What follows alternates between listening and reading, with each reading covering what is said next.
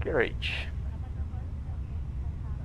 We are on Yankee Romeo Alpha. This is the limitations.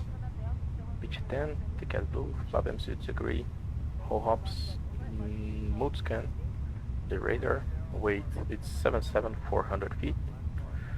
Aircraft configuration summary, we have the complete setup for us today, and the OEB is the 62.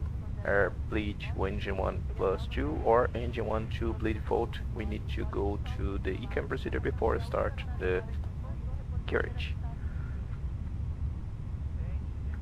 Engine master 1 and 2, engine mode selector, wind shear weather radar, and wipers, batteries, engine 1 fire test, APU fire test, sorry. Air conditioning, external power packs, air bleed. We have today, we are on the, what day is today? 7, so is the number 1, okay, off. Inertials, cockpit lights, the docks is a briefing. Let's take the charts for the departure here. So all there. Engine aircraft type, database value, flight number, you're already on. Recall for 3 seconds, mails the items, and aircraft acceptance. Each recall for 3 seconds, and H's. Fire Ecopose International Information Charlie, 11-0 Zulu, winds are 122 at 7 knots. Visibility 6 miles. Sky condition VFR. Temperature 16, dew point 15. Current QNH is 1019er. Arriving and departing runway 15. Runway 15 for departure. Aircraft data visual flight number and ECAM. Oxygen. Engine, hydraulics, and doors. 1800 psi. What else? Flaps, speed braking, accumulator pressure, parking brake, tripulação, check PA. PA claro, sistema OK. Thank you. Emergency equipment, river balance, CD panels, and exterior all walk around.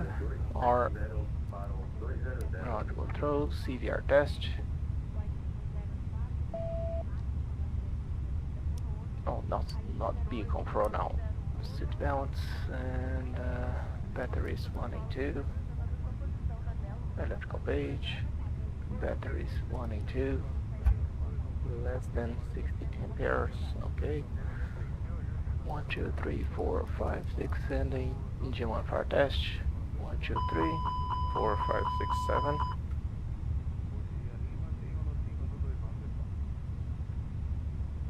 Engine 2 fire test. 1, 2, 3, 4, 5, 6, 7.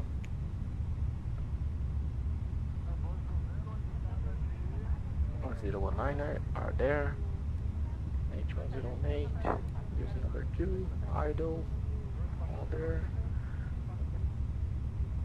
And number 2 and below.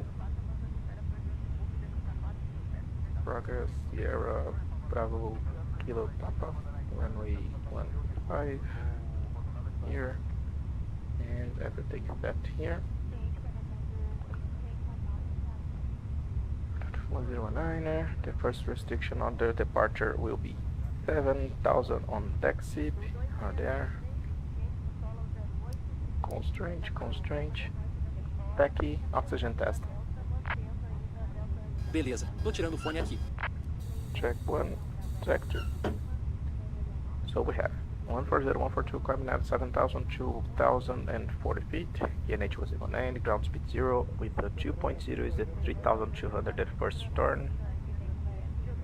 We have pressurization.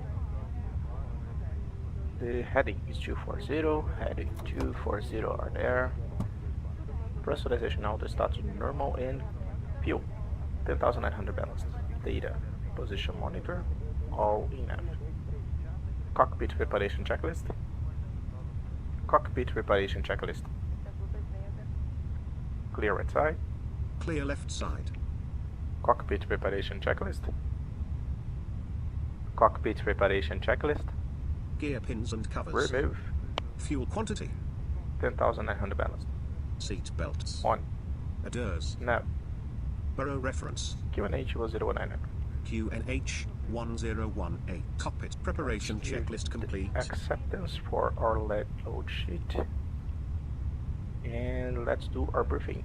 So for departure today, the threats here in Campinas. We have hot air balloons. We are on a Saturday. It's possible to have high tank 102. My video card here is a RTX 4080. My setup is on the description of this video. Bom dia, Miguel. Bem? Hot air balloons, birds, general aviation, and for the mitigations for that, we're gonna maintain the visual separation, and we will be with the autopilot off until 2000 feet, and general aviation we have the TCAS Blue for help us.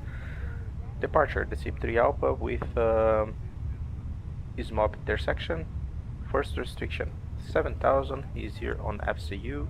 The MSA is 5500 and the MORA will be 4800. Our extra fuel and time for the destination will be 0.7 with the Imperatriz, the alternative. Our hotspots for the departure. In Campinas, we have the hotspot 1 for runway 15 and the stock margin will be 325 meters. The engine out SID, in case of any kind of failure, will maintain runway heading, and then as soon as we start our climb, we wanna turn to kilowatt 104. We start our holding there. As soon as we finish all the ECAM actions, we return to Campinas. Return division, the special operation, nothing of non-standard procedures. Cockpit preparation is already there, so let's request our clearance. 4840, ready to copy. 4840, this is Campinas clearance delivery on 121.1. Please repeat your request. 4840, ready to copy. 4840 is cleared to Sierra Bravo Bravo Echo. Fly the Dexy 3 Alpha departure with the Sbbe transition, then as filed. Expect departure runway 15. Climb to flight level 090 via the departure. Expect higher clearances 4 minutes after departure. Approach on 119.55. Squawk 5344. So Azul 4840 cleared to come to Belém, flight level 30, departure runway 15. The Sbbe Alpha with Sbbe after departure 119.55, squawk 5344. Azul 4840, read back correct. QNH is 1019er, contact ground on 121.9er when ready for pushback, enjoy. 119er, thank you. So Belém is Sbbe, flight level 090 initially, 119.55, squawk 5344. We received the clearance and we acknowledged. 5344, this Sbbe Alpha with Sbbe and 5344. Let's talk with our clients. So,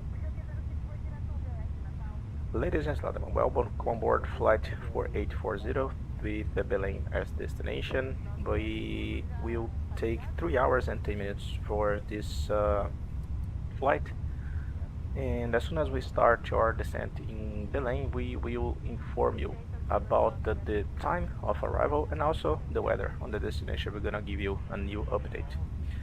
Thank you for enjoying the flight and welcome aboard.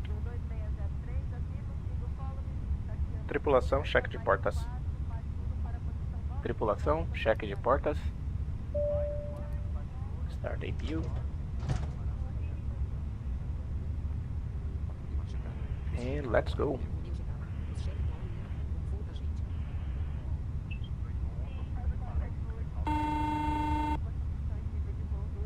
Buena. Portas checadas. Aeronave ok.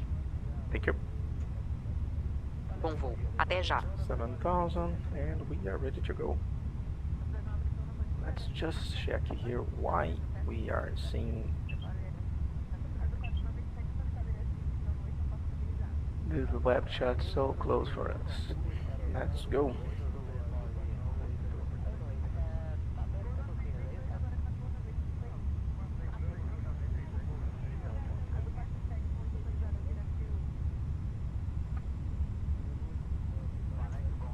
Let's see. We have no. The air conditioning is not connected, so just wait for the EPU to start. EPU available. TEC external power. Tô tirando a fonte. Posso tirar o ar-condicionado? Sim, pode tirar. EPU available. Tranquilo. Te aviso quando terminar o cheque de segurança.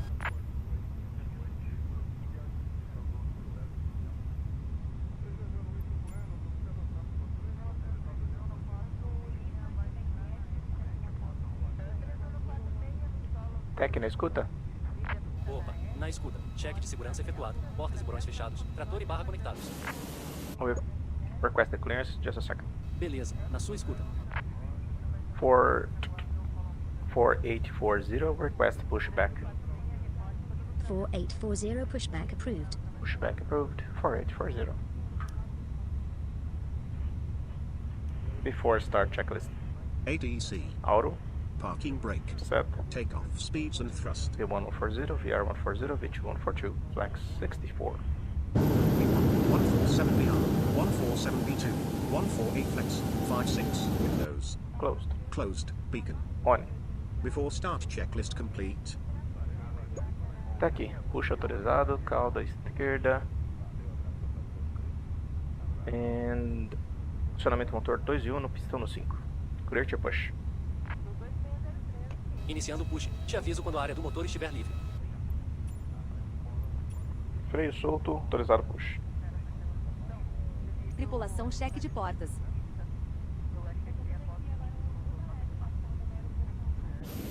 Motor 1 no livre. Ok, starting engine 1. Starting engine 1.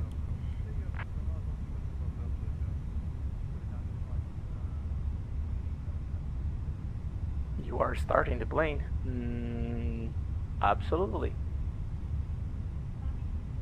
N1 girando. Roger. Atenção aos procedimentos de segurança que serão demonstrados a seguir. Let's just give a little bit of the size of this panel here. This one. VR. First one. This size. Millimeter. Checked.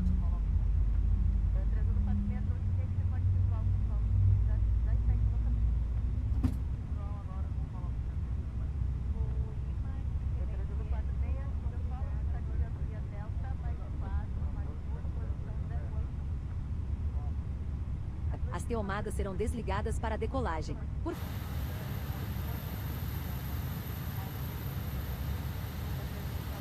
Seu cintel de segurança, encaixe as extremidades e ajuste puxando a teíra. Para soltá-lo, leva-te à face externa da FVL. Luzes sinalizadoras N piso e N tela indicarão o caminho para as 10 saídas de emergência, que estão assim localizadas. Ok. 2 portas de cada lado da aeronave e 4 janelas. Aplicar parking brake. Localize a saída mais próxima. Parking brake set. Atrás de você. Se for necessária uma evacuação de emergência, deixe para trás. Removendo trator e barra. Ok. Tá aqui, push normal. Aqui a gente vai sair single land, partida no normal, sinais à direita. Até breve, Até a até próxima. mais. Bom voo pra vocês. Somente preste auxílio após ter fixado a sua. 4840, request taxi. Utilizar a máscara de oxigênio do avião. 4840, this is Camp Highness, ground on 121.9. Please repeat your request. Seu assento, vista e ajuste conforme demonstrado. 4840, request taxi. Vermelhos ao sobe pelos tubos. 4840, this is Camp Highness, ground on 121.9. Please repeat your request. 4840, request taxi. 4840, this is Camp Highness, ground What on the 121.9. Please repeat your request. 4840, request taxi. Em caso de emergência, siga rigorosamente. Aircraft calling Camp Highness ground, say Oh my again with your god, why call is it sign. not recognizing my voice anymore? 4840, request taxi. 4840, this is Camp Highness, ground on 121.9. Please repeat your request. 4840, request taxi. 4840, this is Camp Highness, ground on 121.9. Please repeat your request. 4840, ready to taxi. Azul 4840, contact tower on 118.25. What the hell?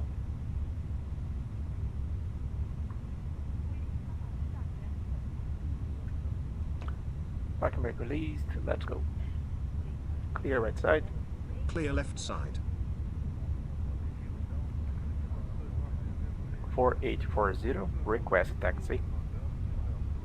4840, this is Campinas, ground on 121.9. Please repeat your request. What the fuck is going on?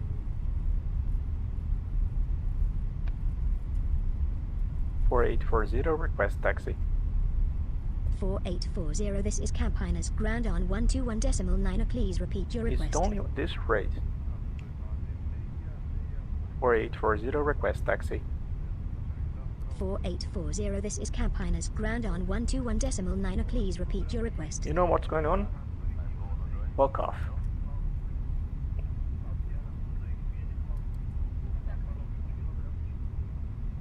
Clear right side. Clear left side.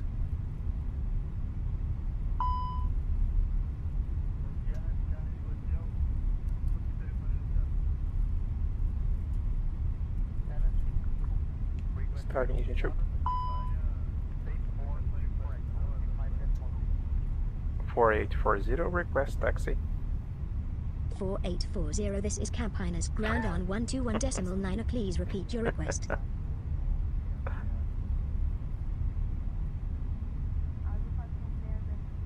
4840, ready for taxi.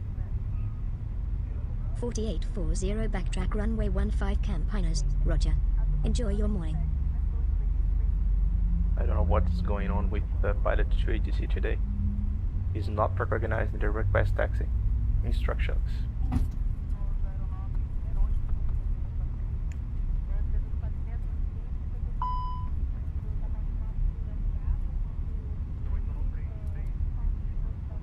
After start checklist. Anti-ice. Off. ECARM status. Checked. Pitch trim. 28.7. Rudder trim. Neutral. After start checklist complete. Flight controls check. Yep. Full up. Full down. Neutral. Full left. Full right. Neutral. Rudder check. Full left. Full right. Neutral.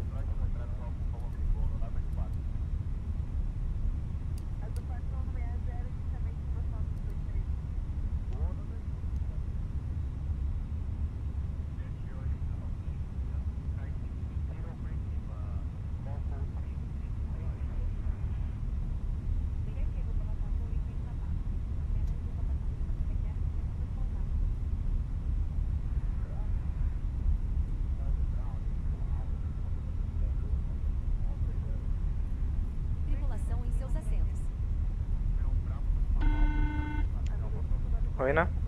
Cabine ok, bom voo. Thank you. Taxi checklist. Taxi checklist. Flight controls. Checked. Checked. Flaps settings. Config 1 plus F. Config 1 plus F radar and predictive wind shear system. On and out. Engine mode selector. Normal. ECARM memo. Takeoff no blue. Taxi checklist complete.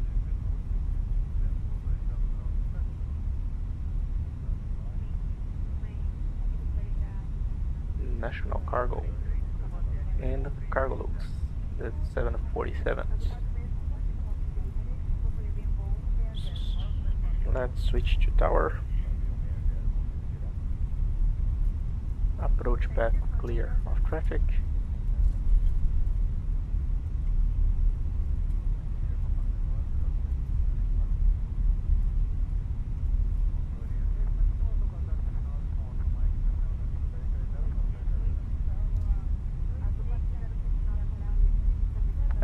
I need to check in pilot to see what are the phrases that are accepted to request taxi, because when I say request take ready for takeoff, for example, the understanding of the system is to capture the tower frequency, calling that we are ready for takeoff is not ready for taxi. I don't know what we need to change here to the phrases.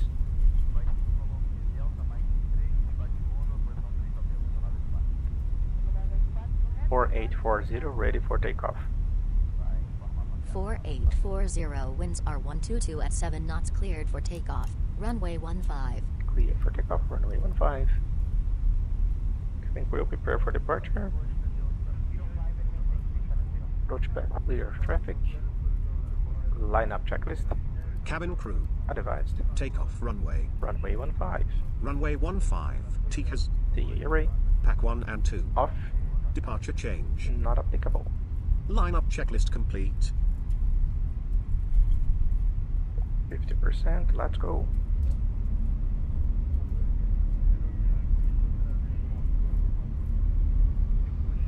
Takeoff. Takeoff. Yep. Monoflex 63, SRS runway cross blue. Checked.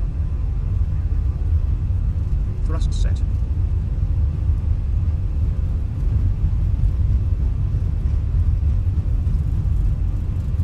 knots. Check it.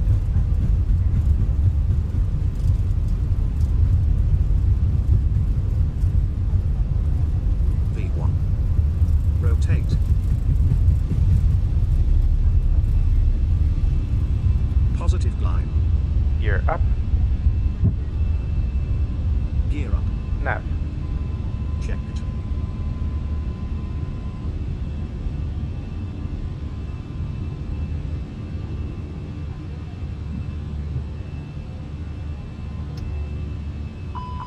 Thrust climb, climb at a thrust. Checked.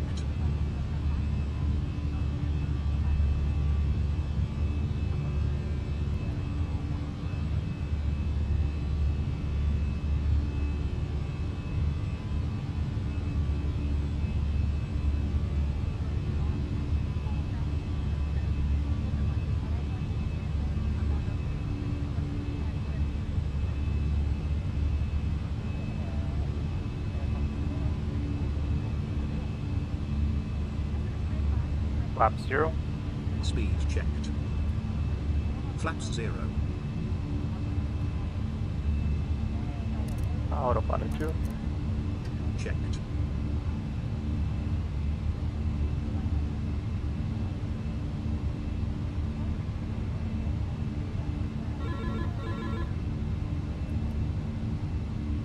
Azul 4840 climb to flight level 160, contact Academia approach on 119.55. Have a good morning. 119.55, climb to 160.4840. Academia, good morning. Azul 4840, passing 4,300. Azul 4840, good morning. Radar contact. How far does it let you get when you disregard rules and checklists? I didn't understand what you were saying, Ken.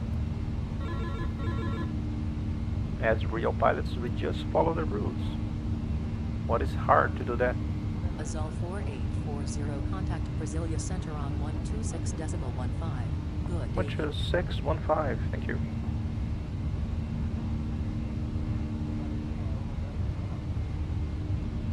Brasilia Center, good morning. Azul 4840. Azul 4840, good morning.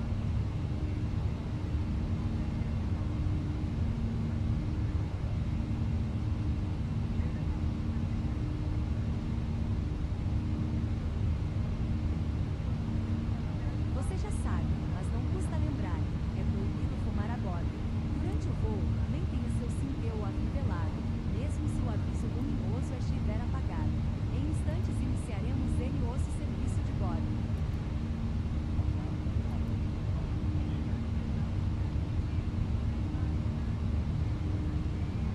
That's standard. Yep. Standard cross-checked, passing flight level 048. Now. Check.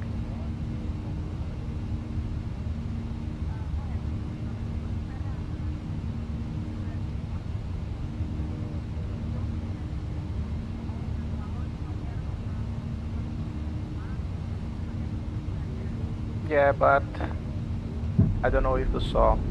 Gear up. I don't know if you saw in the...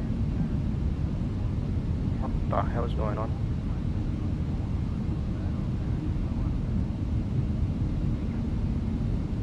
I don't know if you saw in the live stream title. I'm a real pilot, so we are here just to make the real procedures. Nothing changed about that.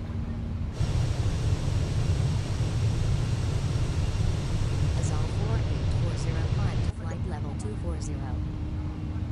240 now for Azul 46 24 40 30.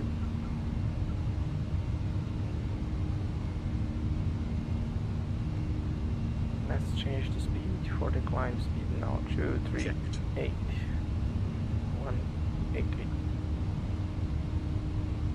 Confirm. Confirm.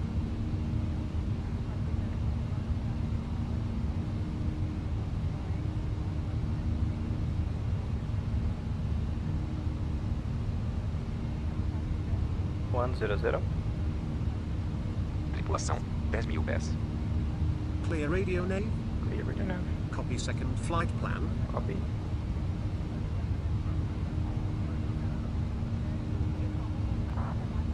Progress. Flight level 350 is the optimum and 375 is the maximum. We are going to 370 today. Okay, climb to 240. We'll comply. Checked.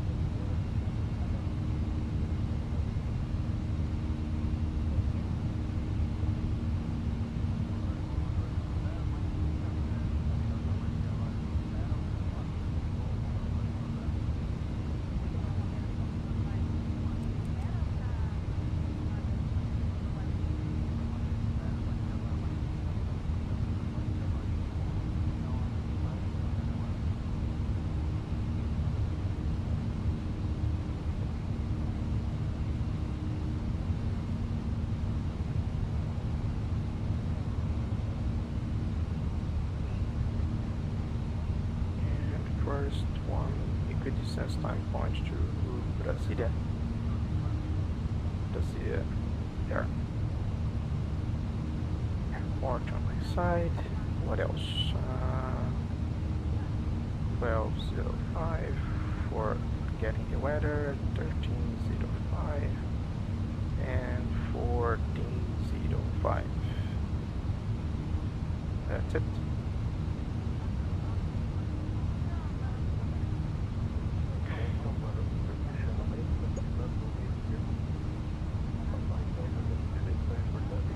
Suppose the environment shake for you like it's shaking for us because of VR. The only time that we shake it's when we are speaking, because the headset is locked in my face. So every time I'm speaking, my voice is shaking the headset, but it's not shaking at all for us here inside the headset.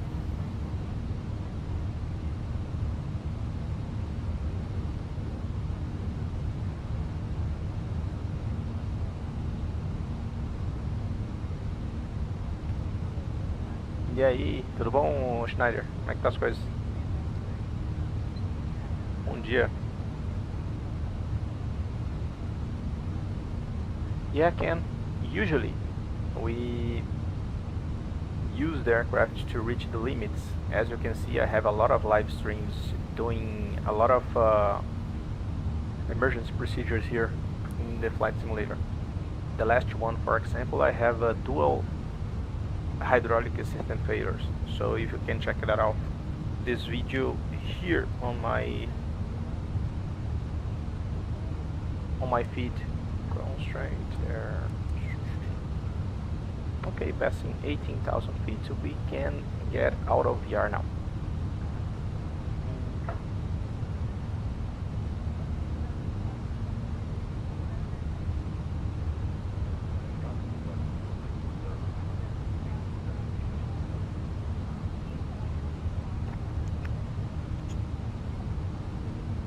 Enable.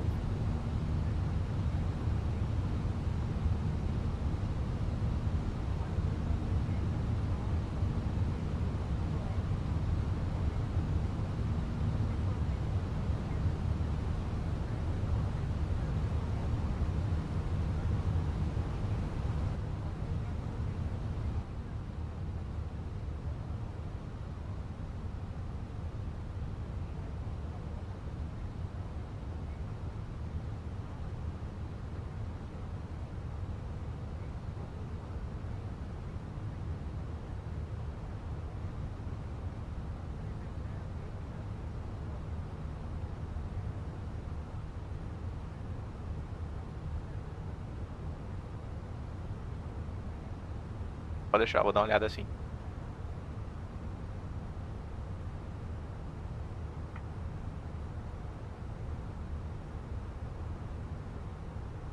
Alizera, for example, why you see the VR so shaky in the images? It's because imagine something like that. I'm moving my head, but I'm still looking for the camera.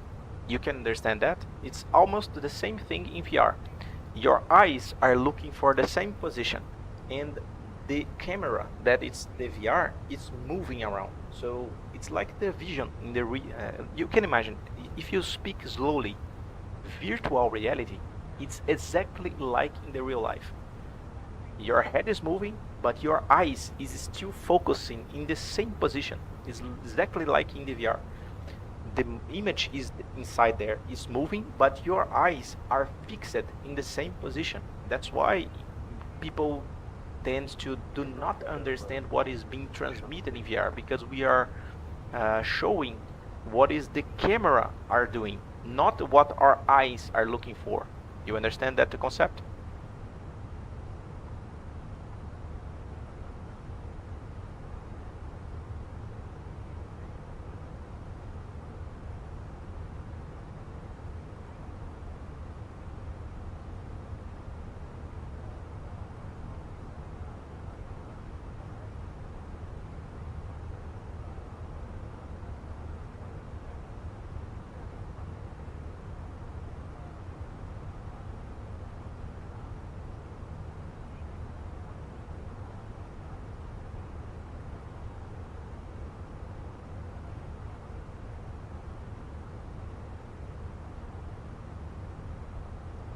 E aí, canal do velho, bom dia.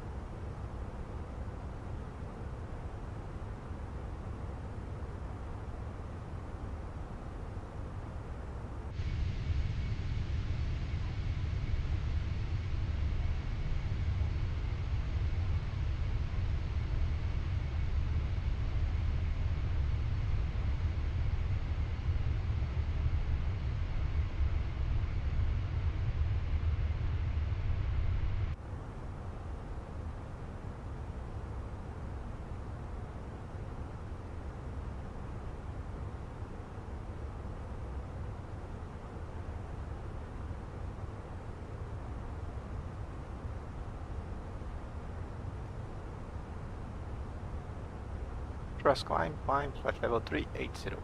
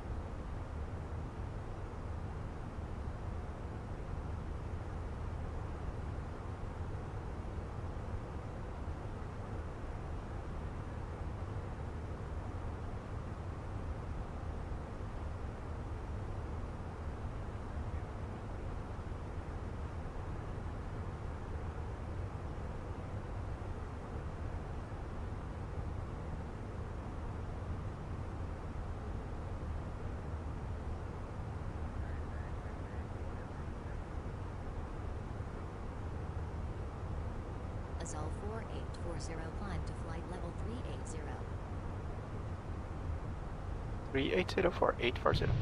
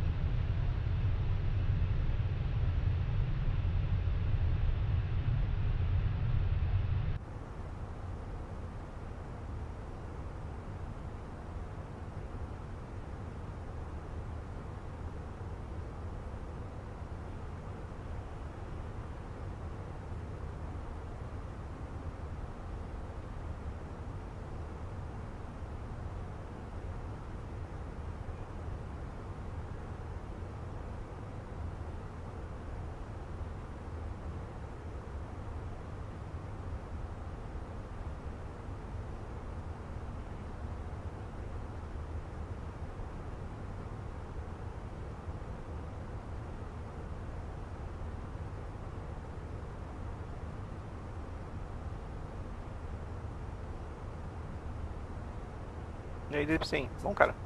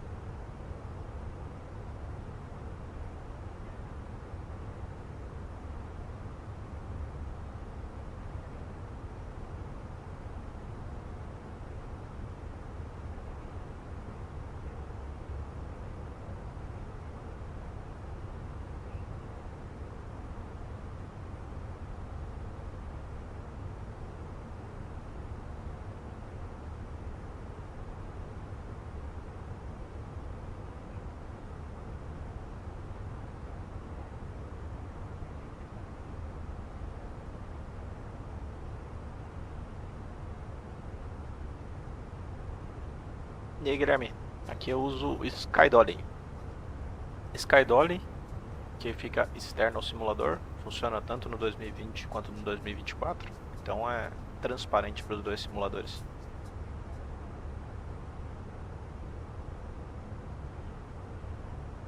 E aí, mais nada. Câmera, uso drone câmera mesmo, não faço mais nada.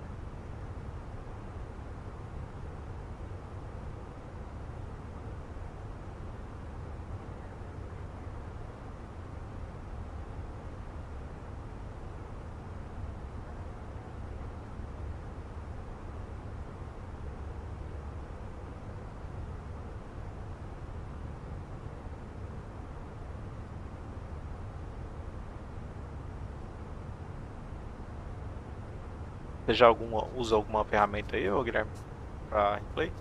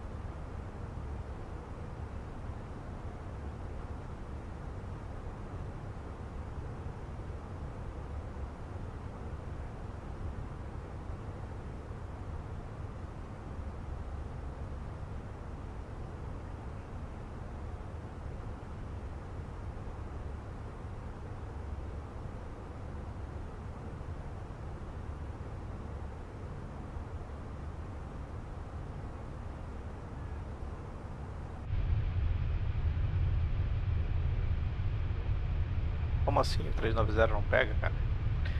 Tá louco? A gente voa no 390 direto na bagaça.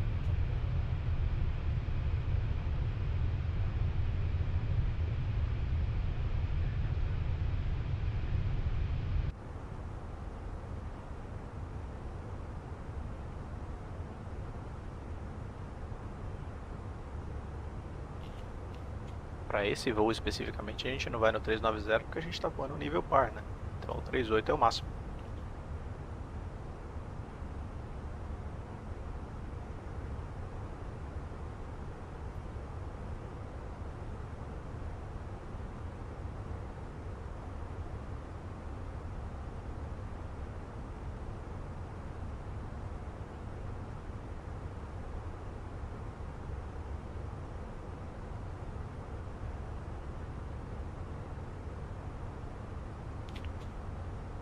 Que você vê qual o nível máximo que você vai conseguir subir, ó, no Progress Page, tá vendo? A gente pode até subir para 3.9, só que como é número par aqui a nossa subida, a gente para aqui no 3.8.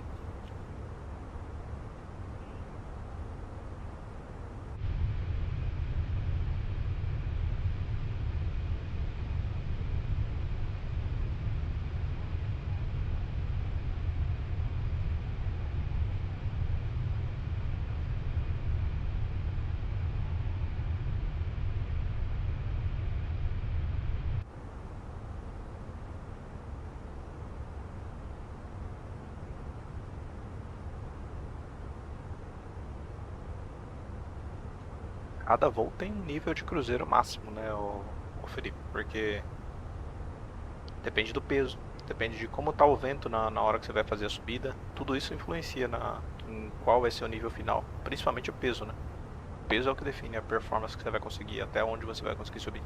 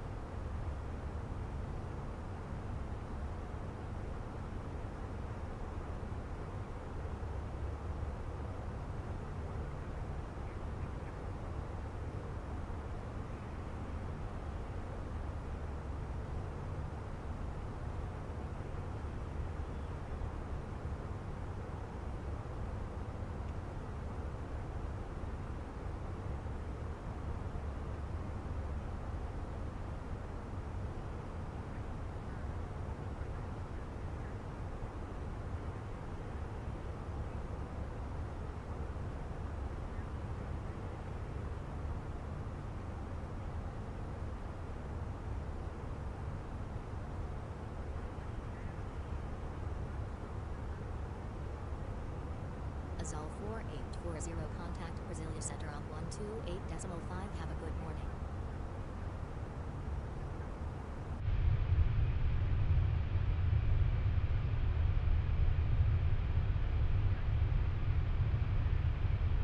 Azul 4840, good morning.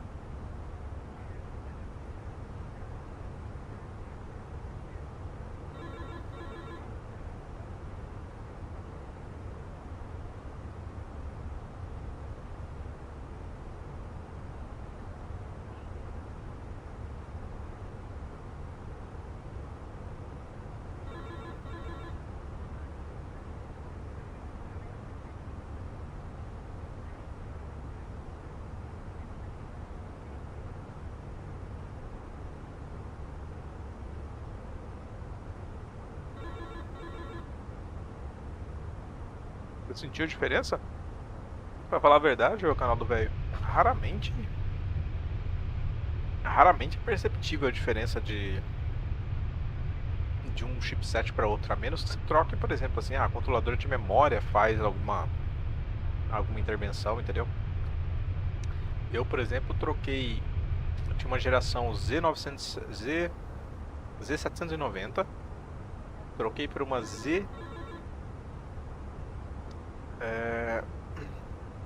eu tinha uma Z790, troquei por uma Z690, uma versão anterior, e teoricamente minha performance melhorou.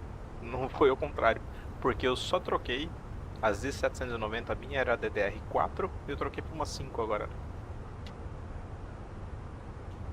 E aí, foi bom dia.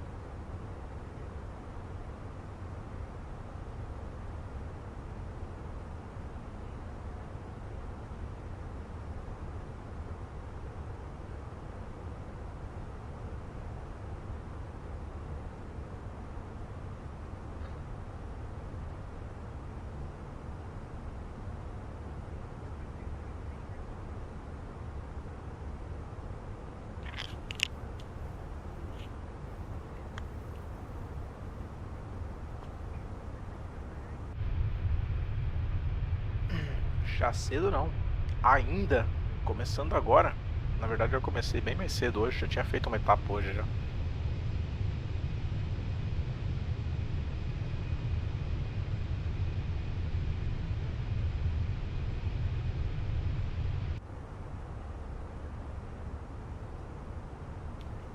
eu sou velho, né, Maurício? 40 anos nas costas já, né, cara? A gente acorda 5 da manhã pra varrer calçada.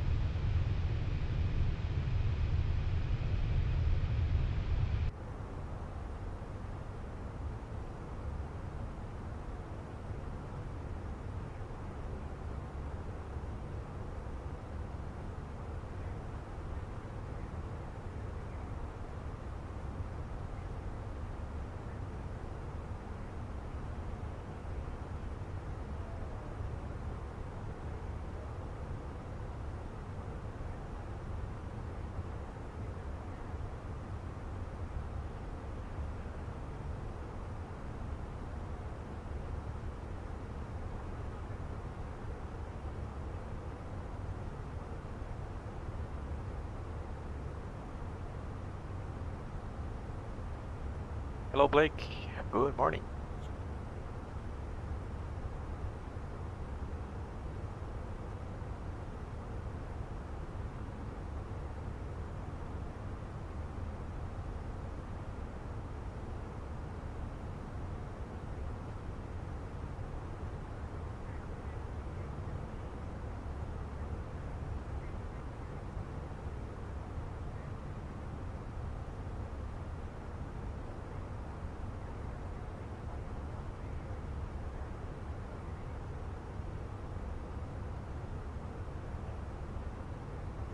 E aí, Brito?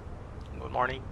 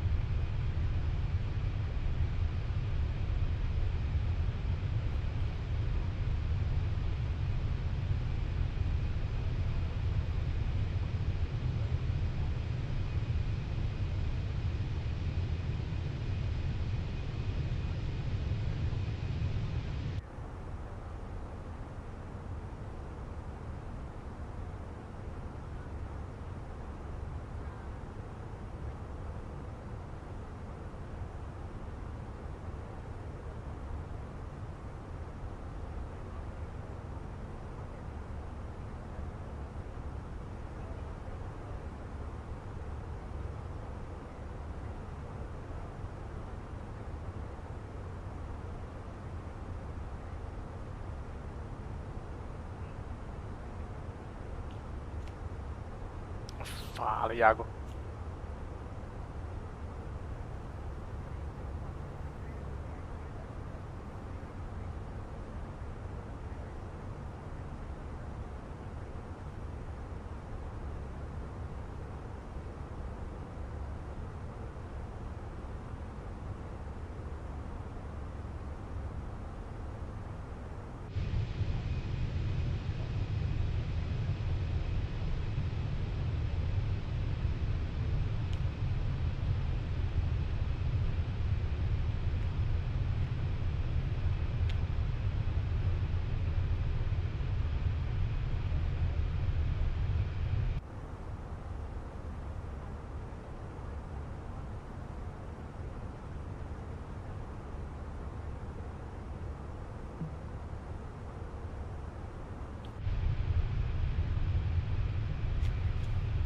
Overflying Brasilia.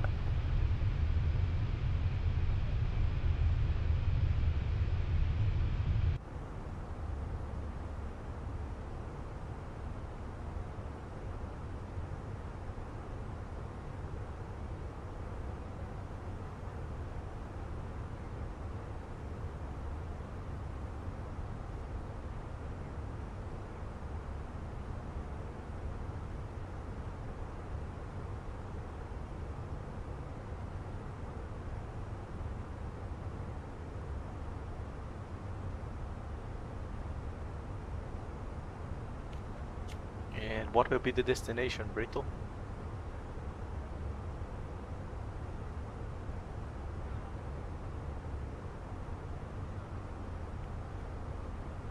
Depende do que você vai fazer durante o voo, Iago. Voozinho de 3 horas fica curto quando você tem 9.000 páginas de manual para estudar.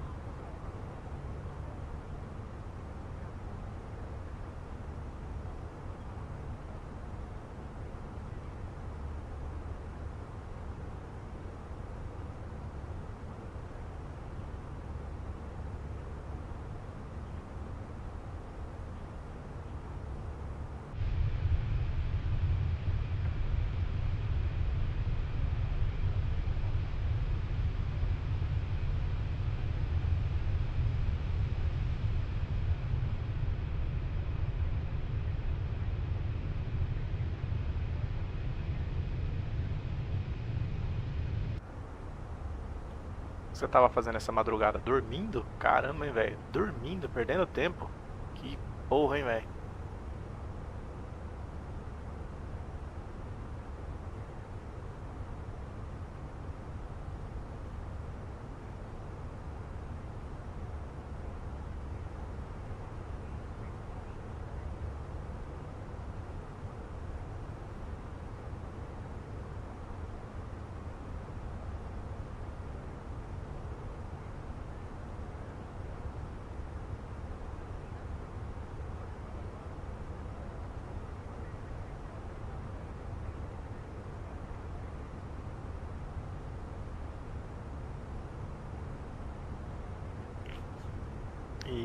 David, flight level 380. We are heading to Belém. It's a destination here in north of Brazil, and we are flying around 480 knots ground speed. Are you flying right now, David?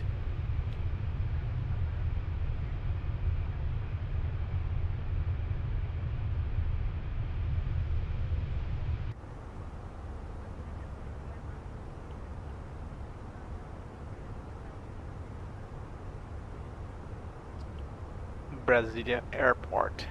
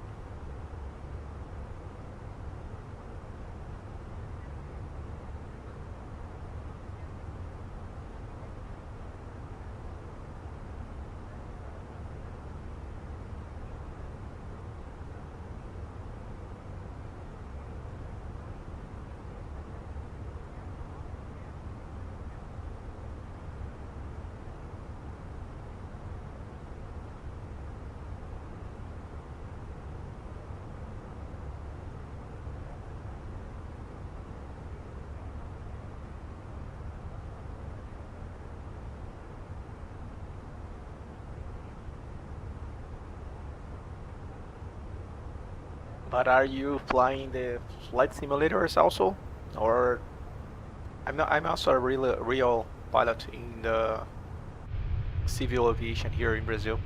I'm flying the Airbus A320 and Airbus A321 nowadays.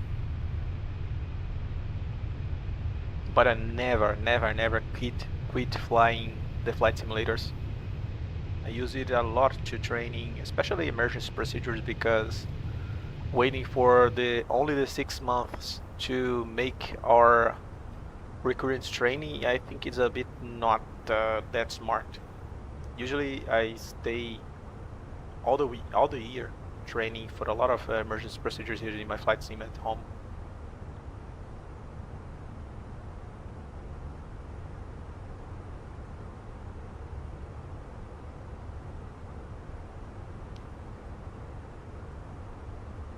Nowadays we can train almost 100% of the procedures that we can do in the real life using multi-crew environment. Everything that we have available in the real life we can train here in the simulator nowadays, especially here in using VR headsets.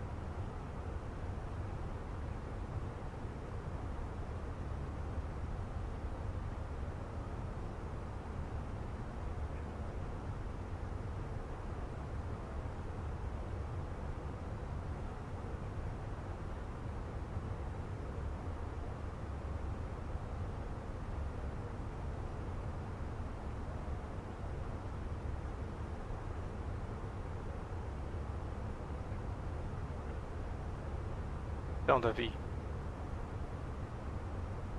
na verdade essa textura aqui eu que criei, né, cara? Acabei fazendo uma própria aqui por conta da desvirtuação, na verdade para desvincular, né, o que eu faço na vida real para o que eu faço aqui na virtual. Então eu criei uma textura fictícia para isso. Mas na verdade, qualquer textura que você quiser, você pode colocar na Sharklet, só usar a criatividade.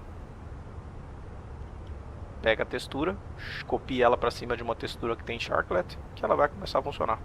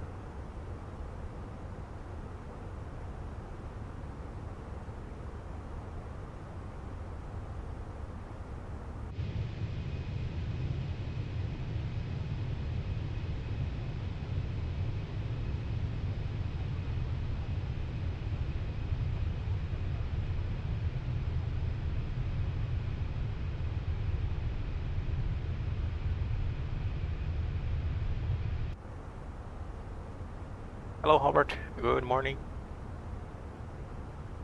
What do you mean by that? Train your mind to do this kind of flights? You are a real pilot, I assume.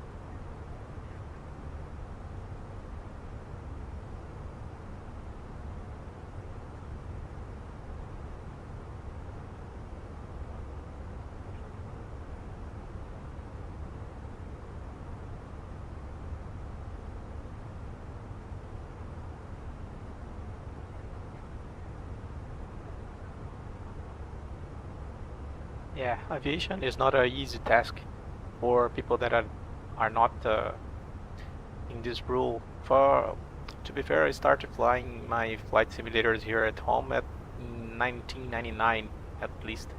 So I have more than 26 years flying these flight simulators.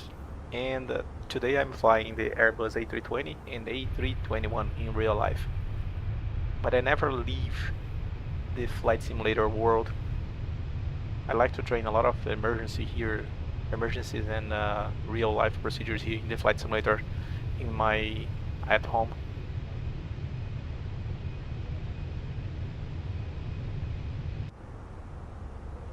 I know that, David. I was tempted to ask you what the helicopters that we were flying in the past. Bell 47G3B1 probably is a Bell Jet Ranger. The Jet Ranger that it's a variation of the military variation.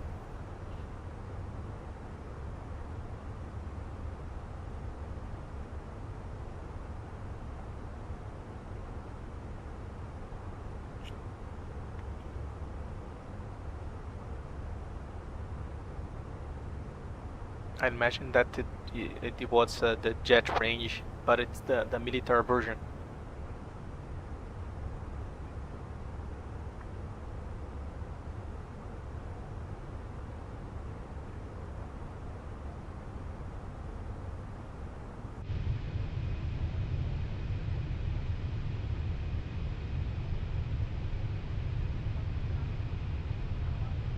Hello, Honek. How are you doing, brother?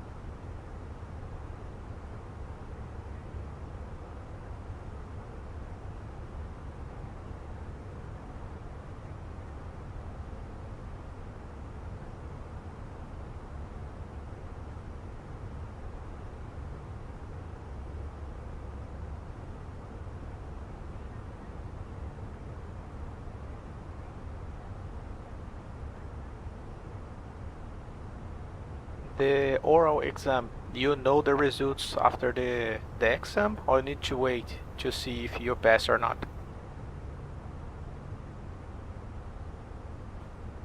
Na verdade, o canal do velho ele puxa mais gente de fora, especialmente, né? Então é mais pra isso mesmo, né? Pra ter mais essa visão da galera de fora. Afinal de contas, são pouquíssimas pessoas que usam VR, por exemplo, worldwide, né? Vamos dizer assim.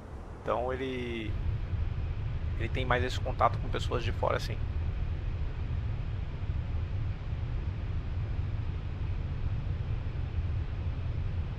Exactly, Robert.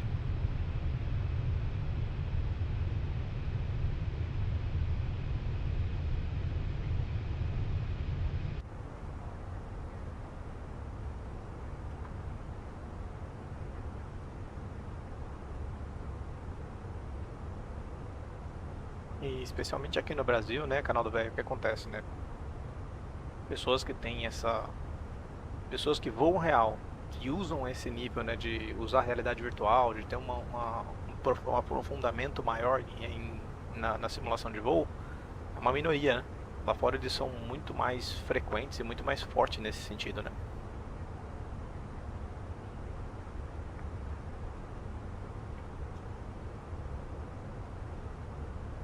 And what was the result, Ronek? You passed in the test? It was hard, or what is the level of the exam? From 0 to 10, how good were your performance?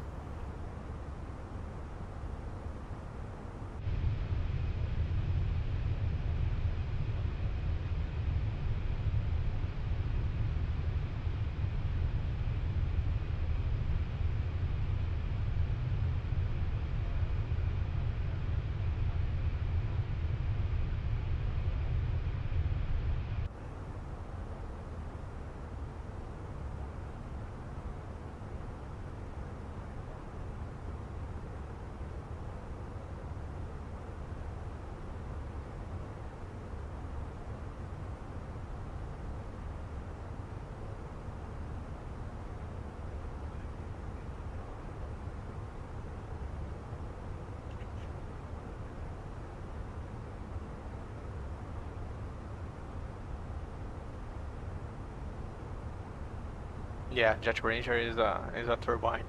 It's a single turbine or with twin turbines. I don't remember.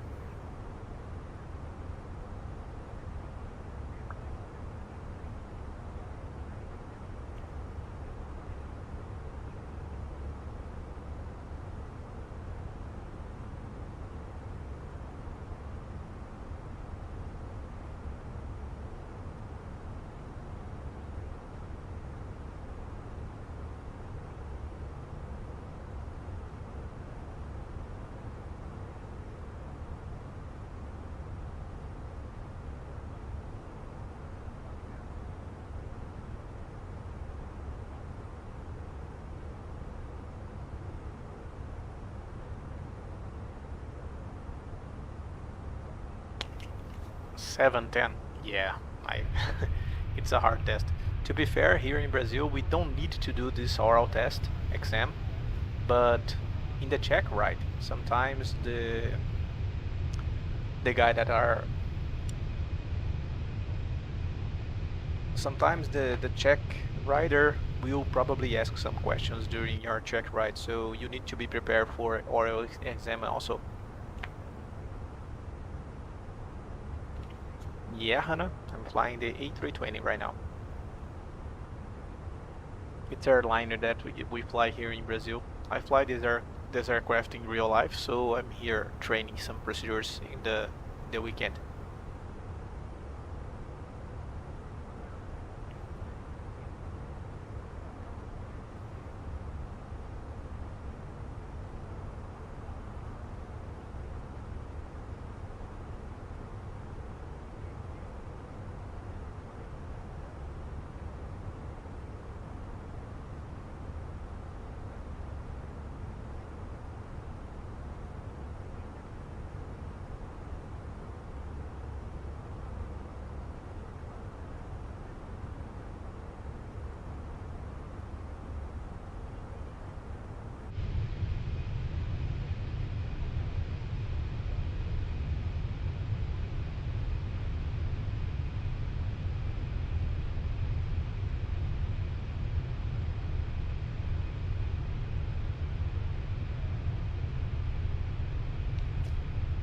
Here in Brazil, Honak, we have oral tests when we are getting to the interviews in the airliners. So, 2 years ago, I was applying to this company that I fly for nowadays, and we did an oral test that time. To study for the oral test, I was doing something it's not usually like people like to do. For example, I was flying to the United States a lot of times to give instructions there on the flight simulator in the United States. So during this flight from Brazil to United States, I was studying one video that I made with a lot of topics about aircraft performance. I made a video compilation, 3-hour video with a lot of topics about the performance. So as soon the guy that was presenting the video, it's a really well-known teacher here from Brazil that knows a lot of things about aircraft performance, and I was studying that video 3 hours long for a lot of time during the flight. So I was trying to memorize what are the explanations of that guy. So when I made the test, I was just mimicking repeating what I was listening from the videos. I was responding to the oral exam, explaining exactly like that teacher that I was seeing in the videos, and the results were great. Well, I was contracted, and my grade, I think, was really good because the airplane that we choose was based on the grade that you reach in the test. So I'm flying the best aircraft of the fleet, so I think my results were great.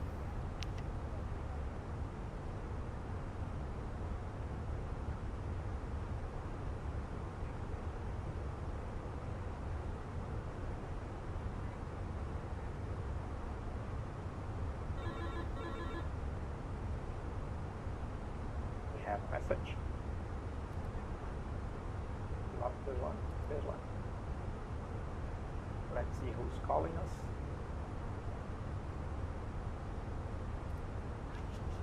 It's just a frequency change. Brasilia Center 1359.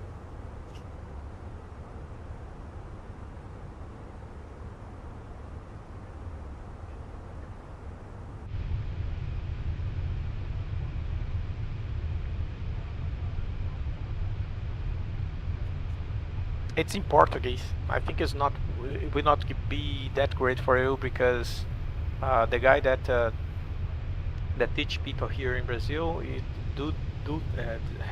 videos are in Portuguese. I don't know if you will, but I can. Let me see the name of the guy here. Just a second.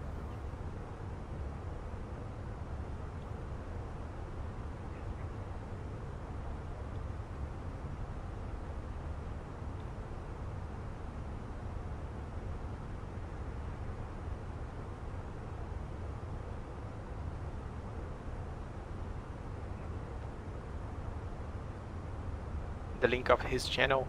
I don't know, probably the videos have a way to, you have a way to translate what is the, I think you have a way to translate what he's saying in the videos.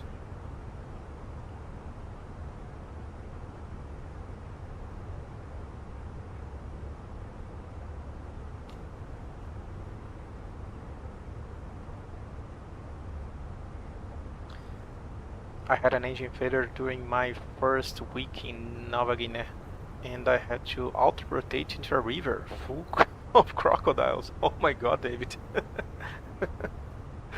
Nowhere else to go. Trick jungle. I sat on the upturned fuselage for 2 hours. Oh my god, David. Come on, guy.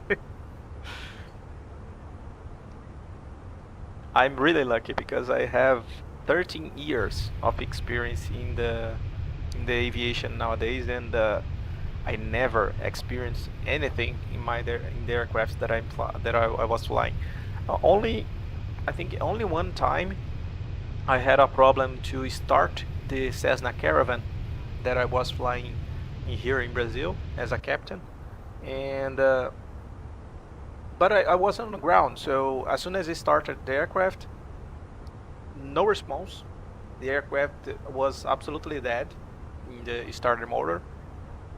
So as soon as we managed to start the aircraft for the third or fourth attempt, the engines, as soon as the engine started, they pull up in full range, in full power. So I need to cut the engine as fast as possible, but was a failure during ground, so not an emergency, as I can tell. That was I think the only one major issue that I had in my entire career, 13 years. I think was the only one issue that I had in the past.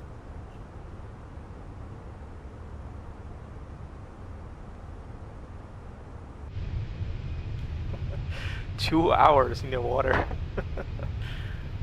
Very lucky.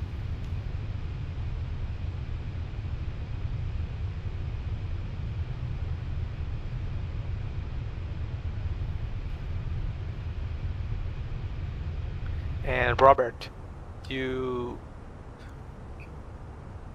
what is the nearest airport that you have around your house?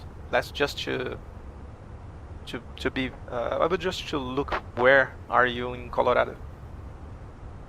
What is the nearest airport that you have at your home?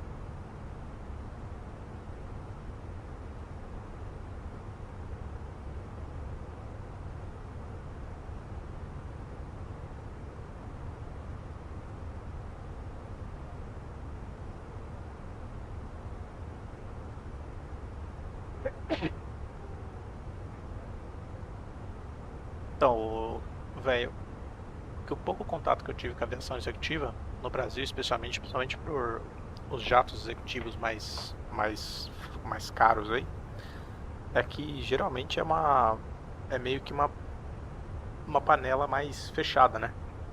Geralmente assim, o cara que voa na aviação executiva, ele voa porque o pai dele era piloto de um jato executivo, que aí o filho dele vai virar um piloto do jato executivo, que o filho dele vai virar piloto de jato executivo.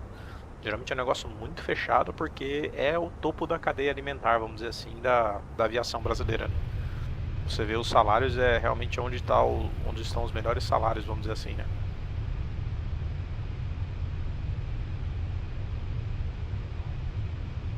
E aí, Pedro, tudo bem? Sim, eu vou 320 e 321 Airbus.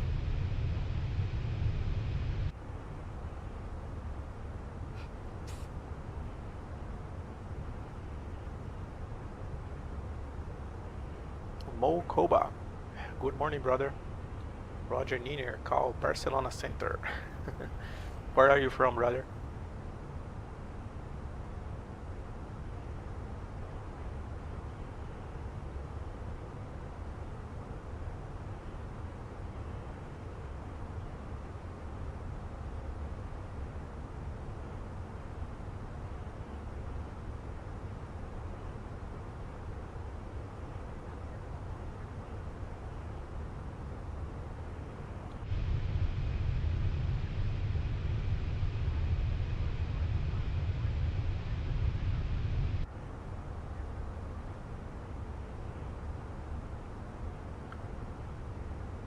Quebec, Switzerland.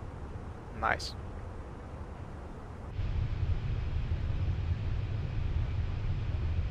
Então, Pedro, beacon a gente usa para alertar as pessoas fora da aeronave que a aeronave vai movimentar ou que a aeronave vai iniciar os motores.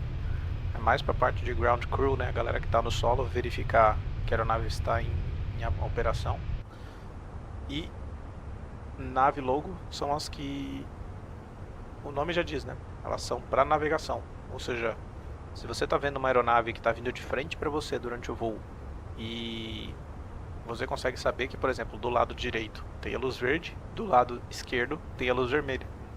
Então você consegue saber se a aeronave está indo junto com você ou se ela está vindo em direção a você pela ponta das asas, pelas luzes, entendeu?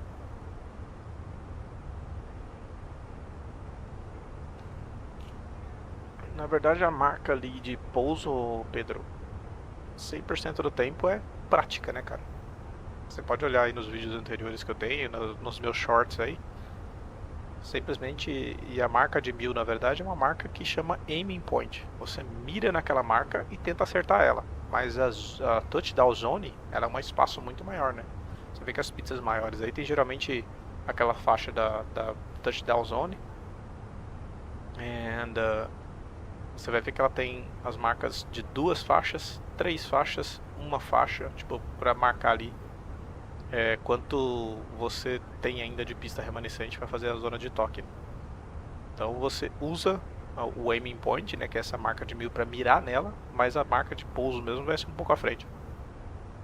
E é prática, cara, não tem o que fazer.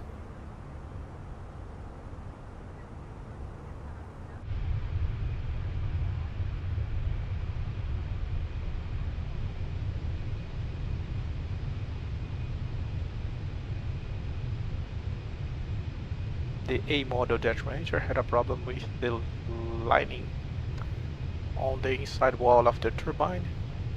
It peeled off and damaged the stator blades. Then I ran out of noise and was tightened to spincher time. We are having a similar issue nowadays, David, but with the Airbus A320 and Airbus A321. I think the LEAP engine, the variation that we have in the Airbus Neo variation, we have a similar problem with the bleed air systems. Nowadays, some valves can broke inside the system and travel from inside the tubes inside the system and can clog some valves around the perimeter of the systems.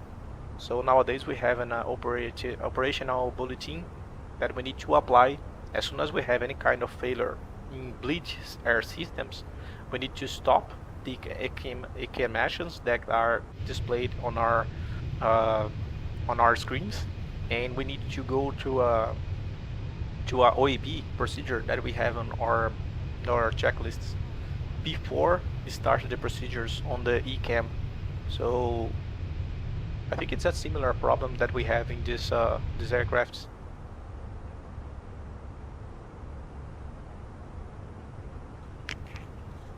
We are heading to a destination in the north of Brazil. It's a flight that we usually do in real life here in Brazil.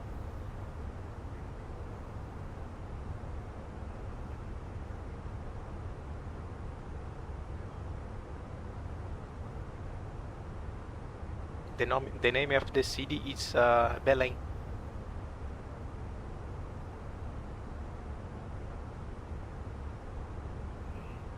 Bom, Pedro, acho que começa pelo custo, né?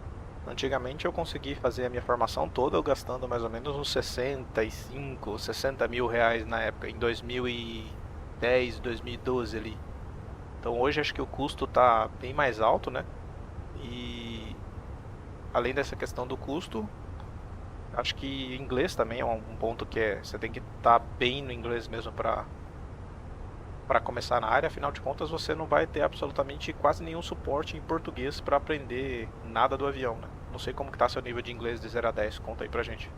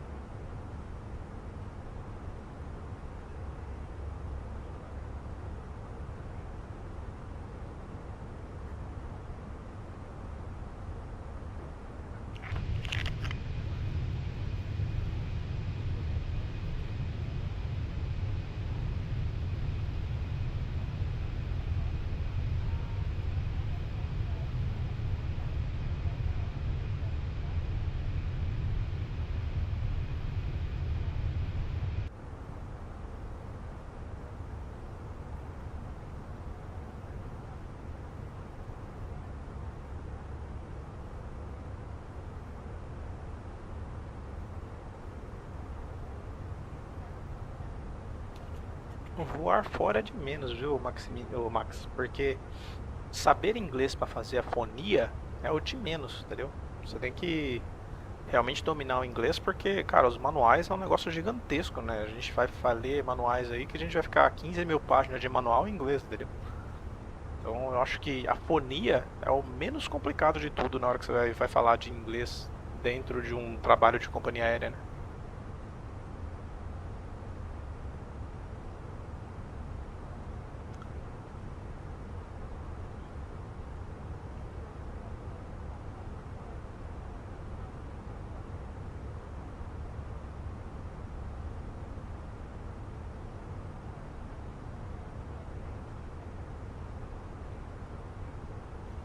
As cartas a gente geralmente vê assim, ó.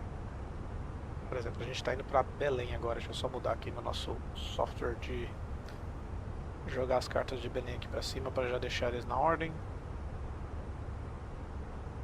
Belém.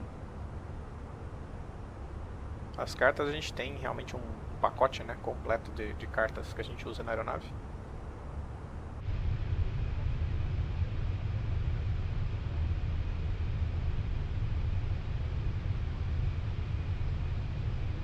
E aí os aeroportos têm elas disponibilizadas dessa forma aqui, tá vendo? Por exemplo, a gente vai chegar em Belém agora, vai usar essa daqui, que é o ILS X-Ray da 06. E aí a gente vai pousar na pista 06 via esse IAF aqui, né? Vai passar pelo Bravo Eco 393, segue e vem para pouso.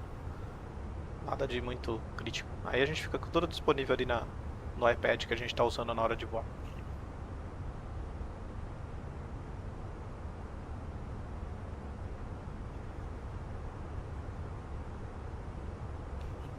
Na verdade não, Max. Assim, tudo isso que você vê às vezes aí de vídeo que a gente recebe de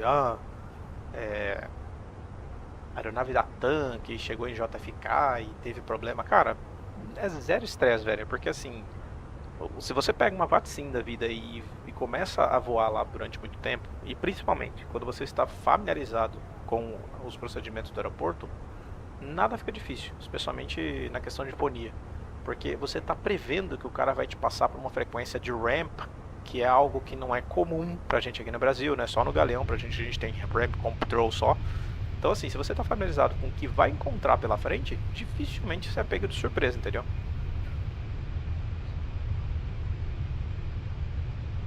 We are overflying Palmas, Brazil. I like the city a lot.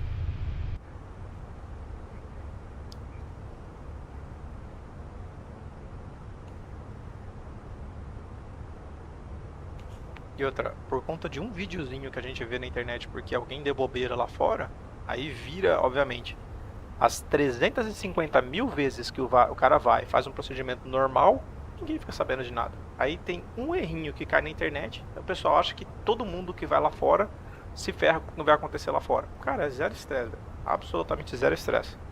E outra, tem um segundo fator também. Todos os controladores lá fora sabem disso. Quando a gente está chegando quando ele está lidando com o tráfego aéreo internacional, especialmente os Air China, o pessoal que vem de países cuja língua nativa não é inglês, eles são mais brandos, mais de boa. Então é um caso ou outro que acontece aí de um cara mais sem noção, que trava a operação da galera, entendeu? Mas é muito raro mesmo.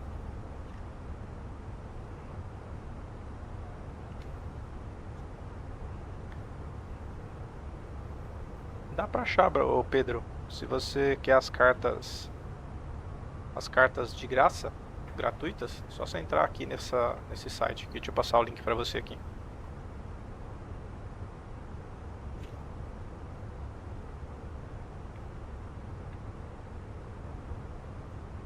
Tá na mão aí, Pedro.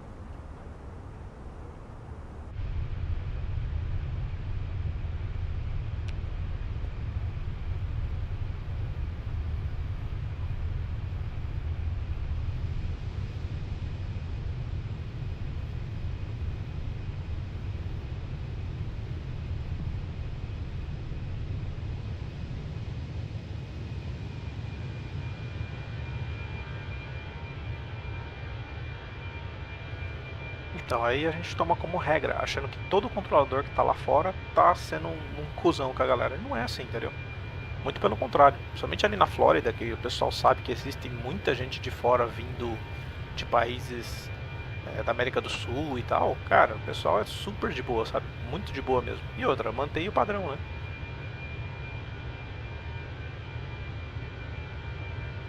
Mas, ô Max, o punk que você fala é porque às vezes você não está familiarizado com o que você está ouvindo lá, entendeu? Quando você ouve durante bastante tempo, e principalmente quando você está familiarizado com tudo que é possível de acontecer na terminal, você não vê, o nome já diz, você está familiarizado, entendeu? Ouvir a primeira vez parece uma pancadaria, né? Mas cara, se você tem ali visão de todos os nomes dos VORs que estão nas saídas previstas ali, Quando ele fala um nome, por exemplo, heading tipo Newark VR, alguma coisa desse tipo, cara, você sabe exatamente pra onde, onde ele tá te mandando, entendeu? Não, Pedro. Aqui eu uso o sistema que chama VoiceAttack, mas ele não é um sistema de simulador de voo, tá, Pedro? O VoiceAttack que tá na descrição do vídeo aí é um sistema que eu desenvolvi pra mim aqui, mas é assim, é um programa que faz reconhecimento de voz, e aí eu criei um perfil completamente novo para trabalhar com o simulador, entendeu? Mas se você quiser um programa que faz esse tipo de coisa, você pode procurar pelo FS2 Crew. Esse programa pago, ele faz esse sistema aí de copiloto, um pouco mais simples, obviamente, não é tão complexo igual o que eu tenho aqui, mas funciona bem. Pra você ter noção, o VoiceAttack eu uso até para coisas que não tem nada a ver com o simulador. Tá vendo essas câmeras que estão movimentando aí? Vai para essa wing cam, vai para a câmera para fora. Até isso, quem controla é o VoiceAttack.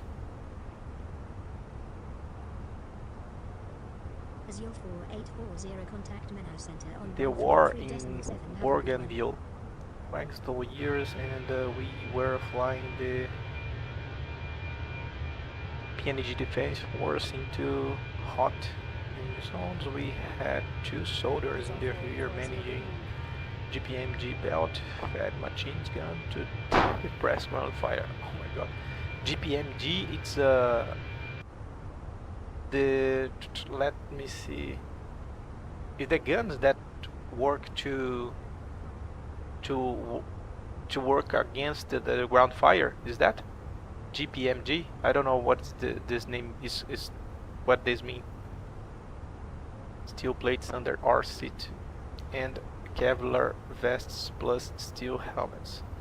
Bloody hot in 50 degrees Celsius and 90% humidity. Oh god. What a hell, David. I think I never saw temperatures like that here in Brazil. And I don't know if I mentioned, I flew the Cessna Caravan for a long time here in Brazil. I flew the Cessna Caravan for 7 years.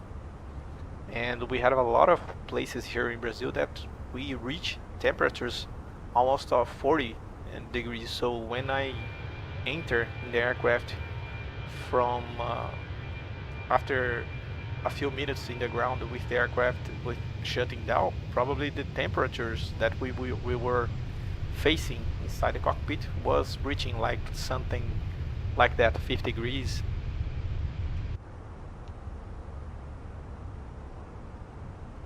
Caralho, Pedro, quebrou o avião.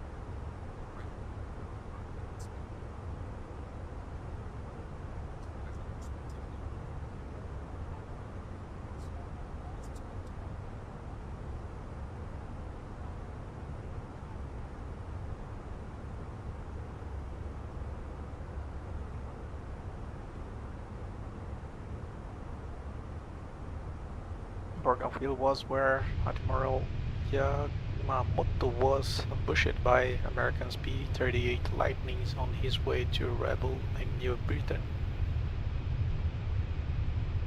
Yeah, David.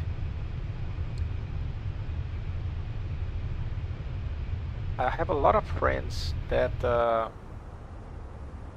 fly with me here in Brazil that like to fly the DCS, the flight simulator, the war flight simulator that we have available nowadays.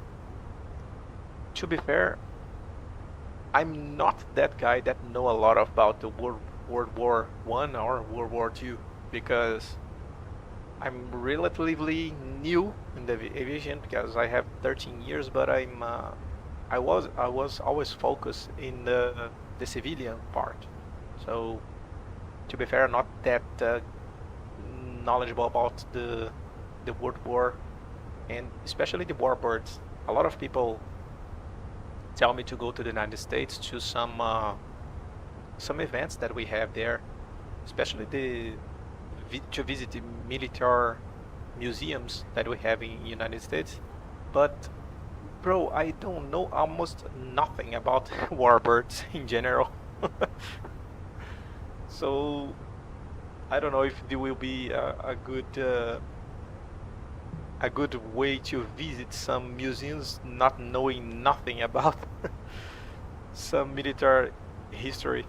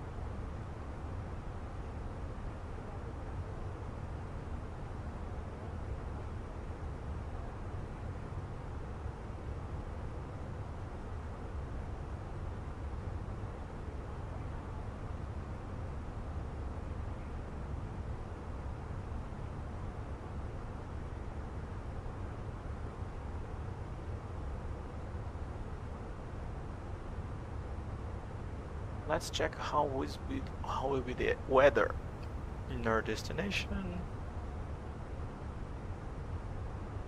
Our time of arrival will be around 14:29.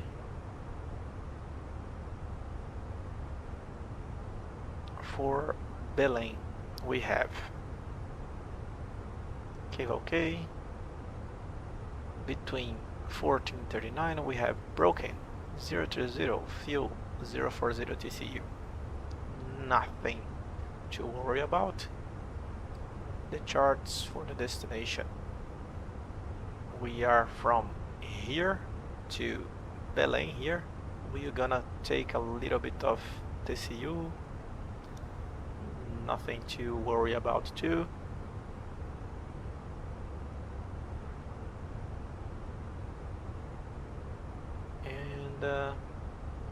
The NOTAMs for the destination.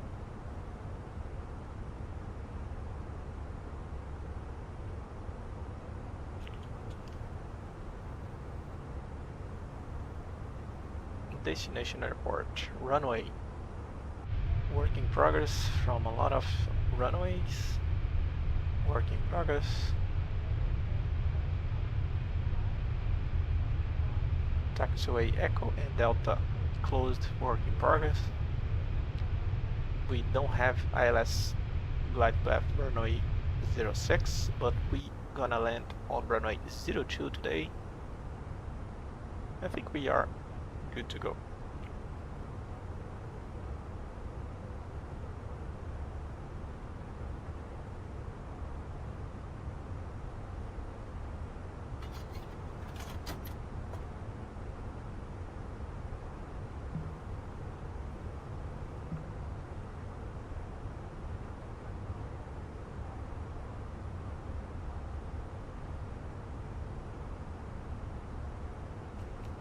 12,000 hours. Oh my god, David, it's a lot of hours.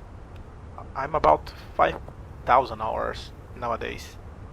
I'm reaching about 5,000 hours, I think. Well, something around that.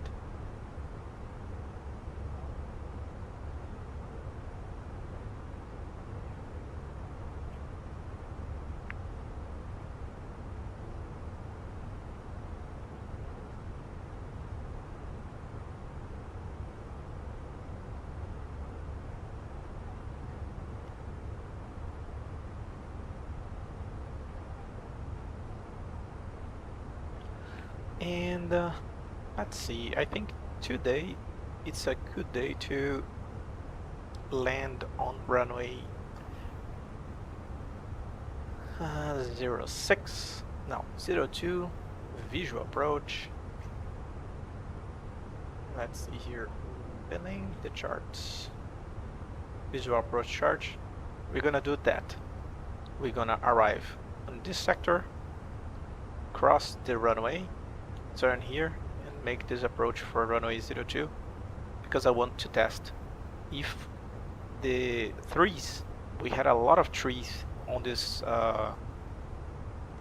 runway, so I made a correction for the trees that we had in the past here on this threshold. So I want to check that out if the trees are not there on the approach again. So let's planning to do that.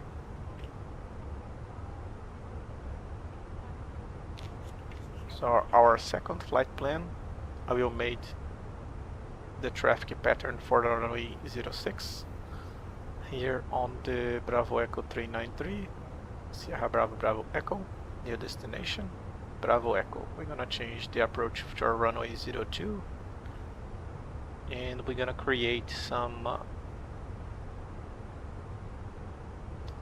let's remove this one. So Sierra Bravo, Bravo Echo, runway 20. The runway approach runway 02. The heading for this runway is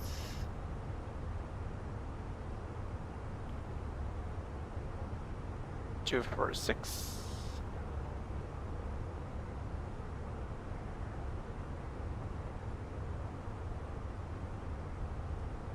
55 with 2 miles.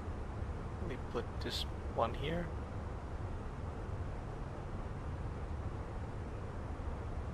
01335 and 4 miles.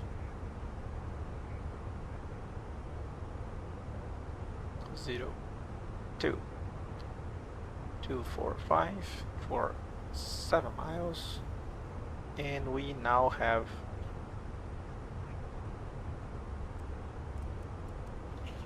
our traffic pattern for runway 02. As you can see here, we're gonna cross runway 02. We're gonna go to this side here. No, I did it wrong. Let's do that again.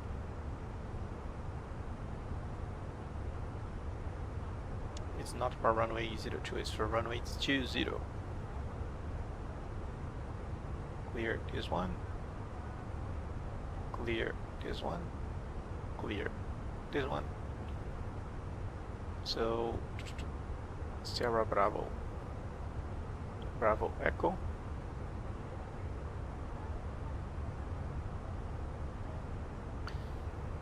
Mireia Ciela Jorba, where are you flying from? I'm flying from São Paulo, Campinas.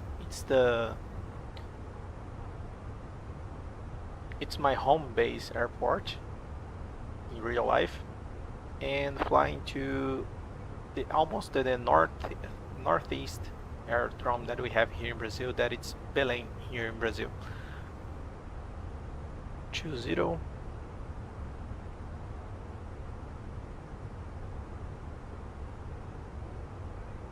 115 2 miles.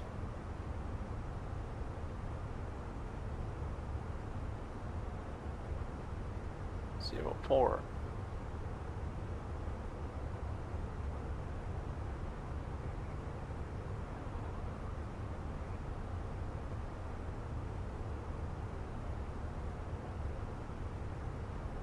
Miles.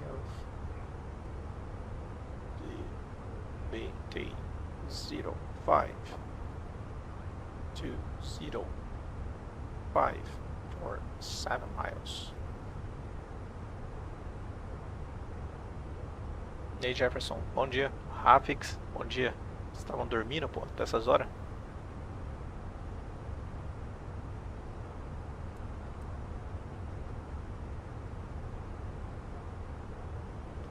Now we have 04, 05, 06. 04. We're gonna cross this point at 1,600 feet at 200 knots.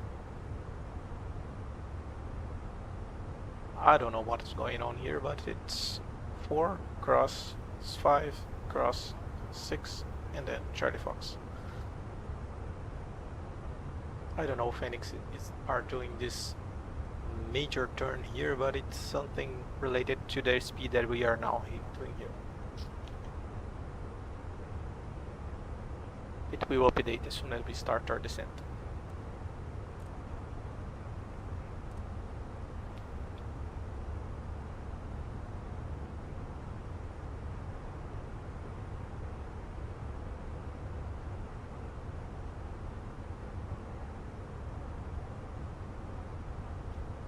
Chovendo aonde, o Jefferson?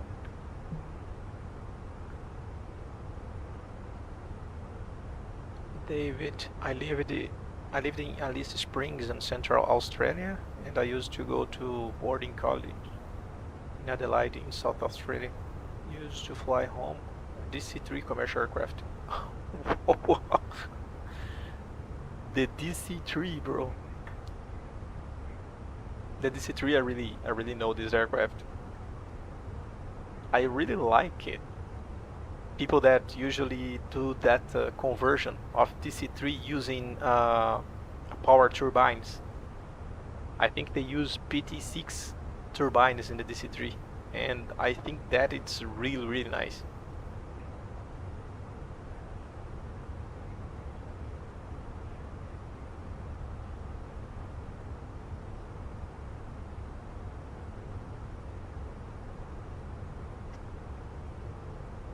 Eu tô indo aí pra Belém, vamos ver se não vai estar caindo o mundo aí também. A previsão que eu tava olhando aqui agora há pouco era de alguns TCUs só, tanto que eu tô até programando fazer visual lá em Belém.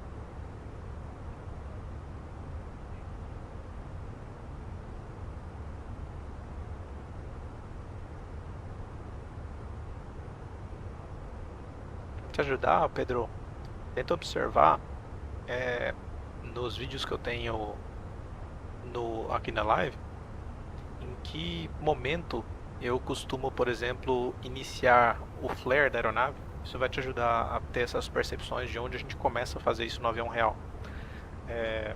Por exemplo, aqui desse lado da minha mão aqui, eu tenho a manete de potência, né? Tenta observar a hora que eu mudo ela para trás e tenta observar também o quanto de comando eu estou aplicando e no momento que eu estou aplicando também, para você ter essa noção aqui no side stick. Aí você vai conseguir ter uma noção melhor em que momento iniciar o flare, em que momento, por exemplo, geralmente a gente começa abaixo de 50 pés, a gente tira o motor e geralmente eu começo a fazer o flare mais ou menos ali a uns 30, 40 pés, é onde eu começo a quebrar um pouquinho o nariz, entendeu? Então, se você colocar essa aplicação aí, geralmente você vai conseguir ir melhorando, mas de novo, né? Treino, treino e treino, né? Não tem como mudar isso.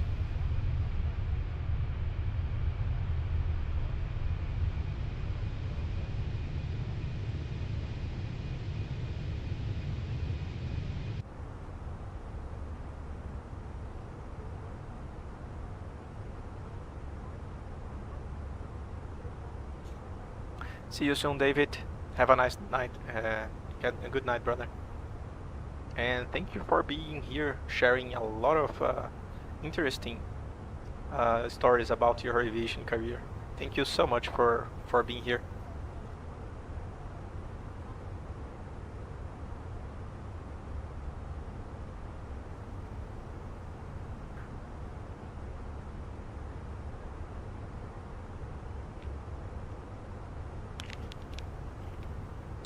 Eu, sinceramente, eu curto demais, cara, pousar com flap 3. Sempre que a gente tem a possibilidade, até porque é meio que política da empresa a gente fazer o pouso com flap 3 mesmo, né? Porque com flap 3, você teoricamente coloca menos arrasto nas asas, então geralmente a gente pousa usando menos combustível. Então a gente sempre que tem pista suficiente, a gente faz essa troca, né? Coloca flap 3 e vai embora, né?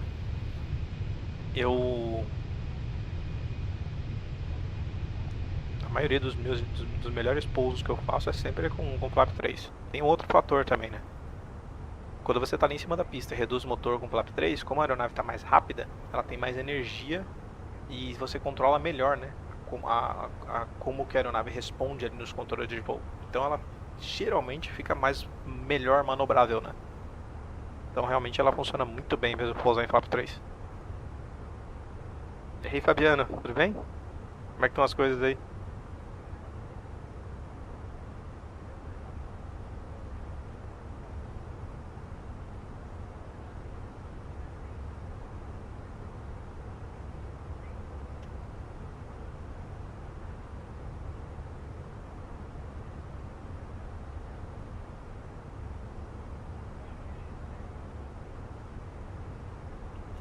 Pode colocar sim, manda aí, Jefferson, eu vejo aqui o nome do vídeo e aí eu coloco o link aqui, porque eu consigo colocar links. Manda aí o nome do vídeo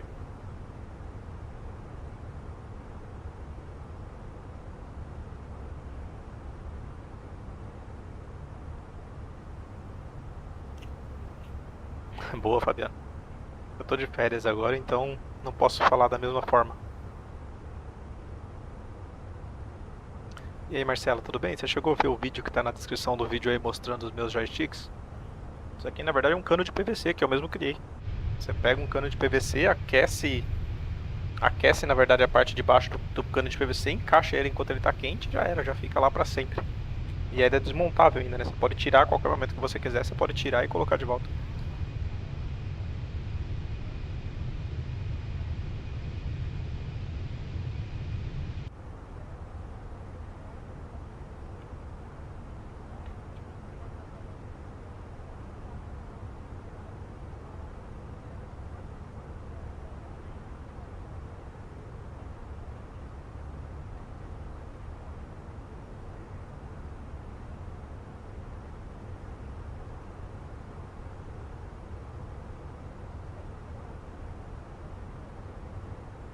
Ah, legal, ele mostra a execução no Full Flight Simulator, instrutor de Full Flight.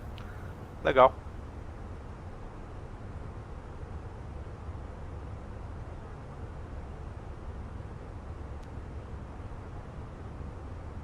Só tá achando um pouco de over control só o Fabiano, desculpa, o Jefferson. O Airbus, a gente usa menos amplitude de comando do que ele tá aplicando aqui, geralmente. Porque que acontece, né? O fly-by-wire, se você colocou ele para ficar com asa nivelada, se ele tomar qualquer porrada durante o voo, ele tenta fazer isso. Ele tenta fazer essa correção para você sozinho. Se você ficar forçando demais o controle para os lados ali, ele geralmente vai ficar meio que ultrapassando, exagerando essas aplicações de comando, entendeu? Então, quanto menos, melhor. Geralmente a gente voa, inclusive no Flight Simulator, no avião, a gente voa assim, ó. Ao invés de ficar segurando o controle, quando a gente está voando, o que a gente costuma fazer é isso daqui, ó. Ficar só com a ponta dos dedos, coloca e tira. Coloca de novo, tira o comando. Põe para baixo e solta. Põe para cima e solta. A gente tenta evitar ao máximo over control no fly-by-wire. Porque senão, realmente fica aquela coisa, né? O avião começou a fazer a correção para você, aí você aplica uma correção a mais que ele já estava fazendo, aí você passa demais, aí fica aquela briga horrorosa, assim, de bater no asa na final, quando na verdade, você percebe assim, ó. O avião tá vindo na final, lindinho, 2.000 pés ali a GL, vindo e descendo, super calmo, super tranquilo. Geralmente quando o cara desacopla o piloto automático, aí começa a turbulência de cabine. Começa, nossa, o avião vira pra lá, vira pra cá, e começa a subir e descer, você fala, ué, tava tão calmo até agora, por quê? Porque o avião tá fazendo as correções dele, sozinho. Aí de repente, quando o cara desacopla o piloto automático, ele começa a mexer demais no avião, aí, nossa, estraga o restante do voo, entendeu? Na verdade acontece muito isso. Porque o cara dá over control nos comandos do fly-by-wire, né? Isso é regra para qualquer avião, mas especialmente no Airbus, cara. Você tem que voar ele que nem eu falo, né? Igual uma menininha, com a ponta dos dedinhos assim. É assim que você voa Airbus.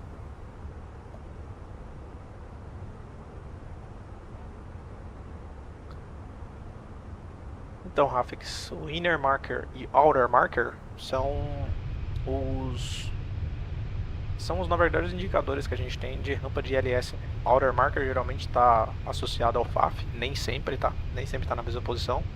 E o Inner Marker geralmente é o que indica que você está fazendo o cruzamento de cabeceira. Ele tem o aviso aural e também o aviso visual ali na cabine, que é para te indicar, por exemplo, você fazendo um pouso no CAT 3, que você está naquele momento cruzando a threshold, entendeu? Que você está cruzando a cabeceira.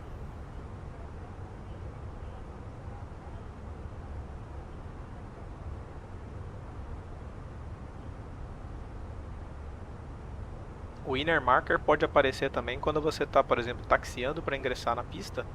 Como o Inner Marker está na cabeceira, às vezes o sensor da aeronave captura aquele sensor de rádio e aí ele começa às vezes a apitar dentro da cabine, mostrando ali o Inner Marker, porque está muito próximo, né? O avião está próximo, em cima da cabeceira mesmo quando você está fazendo o táxi.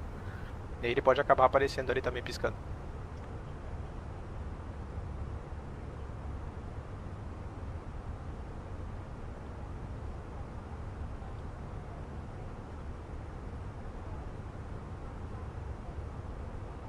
Você chegou a pesquisar isso antes de perguntar aqui, Rafix?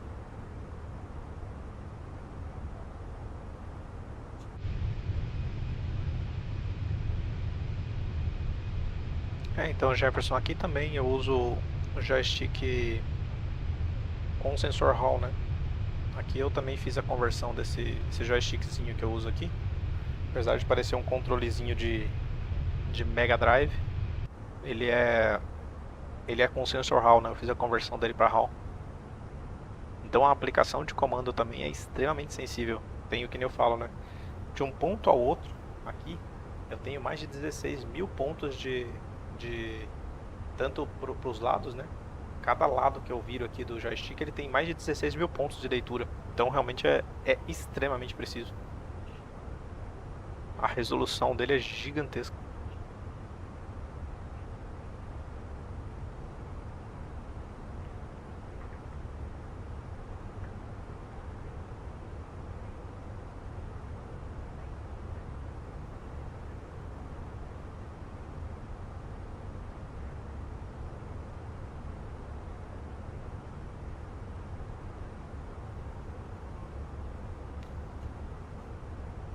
Geralmente a maioria dos joysticks que a gente tem, né? Você vai ver que de um lado para o outro ele tem tipo assim 256 pontos, né? Que são os, acho que 8 bits. Então você tem 256 pontos, onde 128 para um lado e 128 para o outro. Aqui nesse caso, como eu falei pra você, né, eu tenho mais de 16 mil pontos, então é 8 mil pontos de um lado de resolução e 8 mil pontos do outro. Então assim, você imagina, é quase que nem eu brinco, né, uma precisão quântica.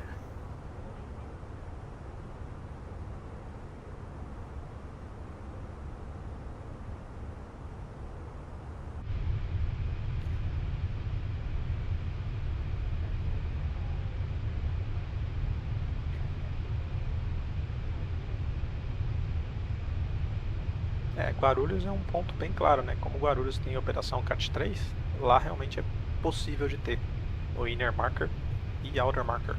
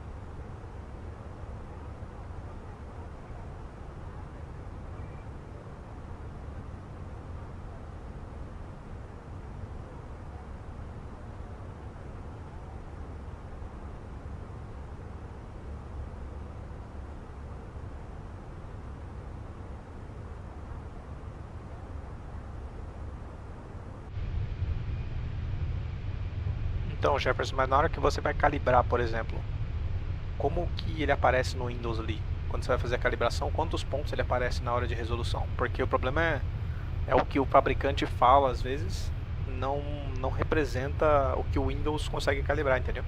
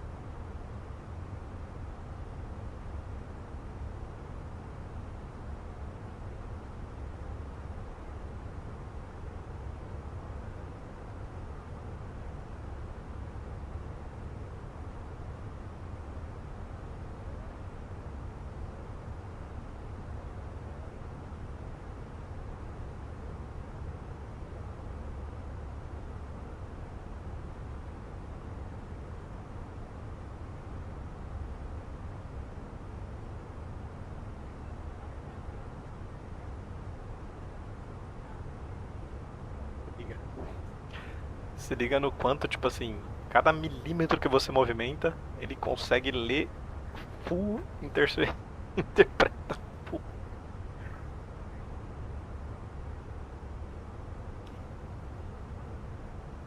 O pessoal se assusta, mas é real, cara.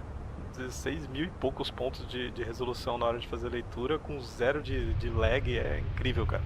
É o sensor Hall sendo sensor Hall.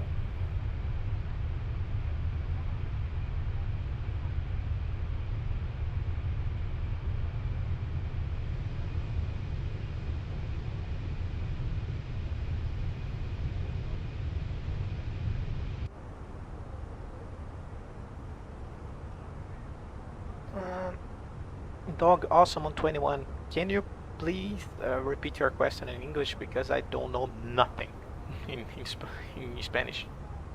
We are speaking in Portuguese sometimes here. I'm from Brazil, so we speak Portuguese here.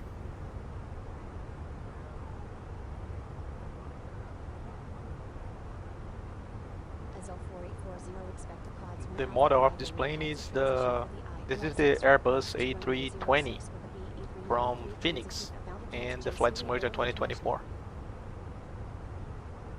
I fly this airplane in real life, so this is one of the most complex aircraft that we have available to fly here in Flight Simulator 2024. That's why I use them.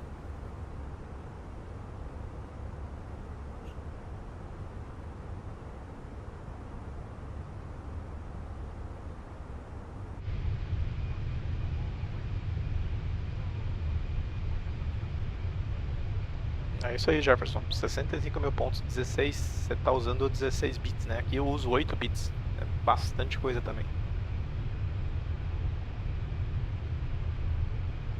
Sensor Hall é vida.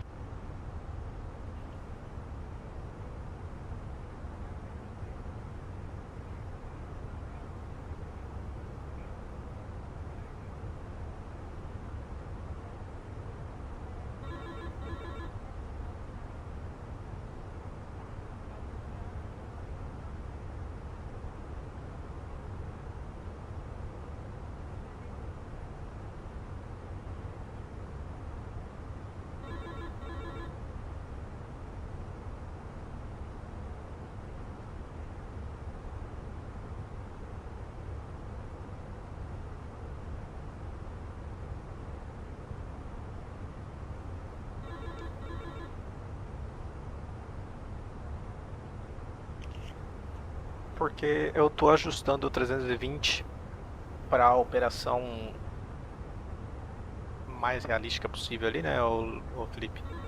E o 321, as rotas que ele faz também, né? Como o 320 faz as rotas mais curtas, quando eu vou fazer voos mais curtos, geralmente eu vou o 320, né? E como eu tô acertando a performance do 20, então é por isso que eu tô voando ele mais ultimamente.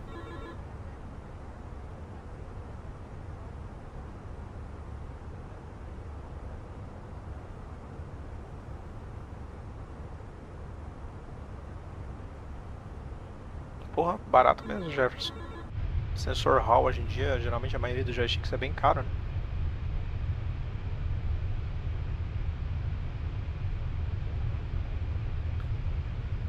Por exemplo, você não vai fazer, ô Felipe, um Campinas. Você não vai fazer um Campinas Vitória de 21, né? Então, como as rotas do 21 são bem limitadas, Recife, Manaus, Belém, Recife, Manaus, Campinas, Manaus, Recife, Manaus, entendeu? Só faz essa ponte geralmente aí entre grandes polos. Então é um avião que fica muito mais restrito de rotas, né? Por isso que eu vou pouco ele. Sem falar que as rotas que o 21 faz, o 20 também faz, né? O São Paulo, Recife mesmo tem bastante de 20 também. Guarulhos, Recife, é tudo de 21 geralmente, mas também faz com 20. E operacionalmente falando, é o mesmo avião, entendeu? Que nem eu falo, né? 318, 319, 320, 321, da porta pra trás é tudo igual, velho. Aliás, da porta pra frente, né?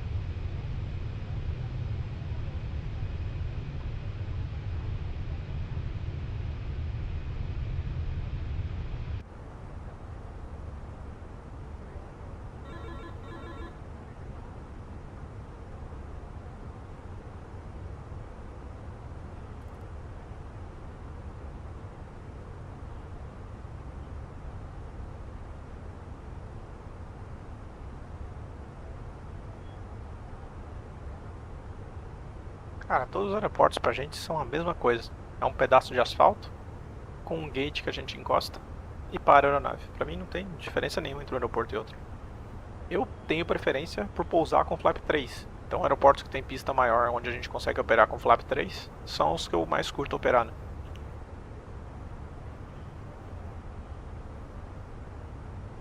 Apesar de que Campinas, por exemplo, é um dos aeroportos que a gente tem a maior pista, mas a gente quase não opera com flap 3 lá, porque como a gente tem aquela questão do compromisso com o horário, muitas vezes a gente pousa com flap full para poder livrar na Bravo e Alpha, ao invés de pousar com flap 3 e livrar na Fox.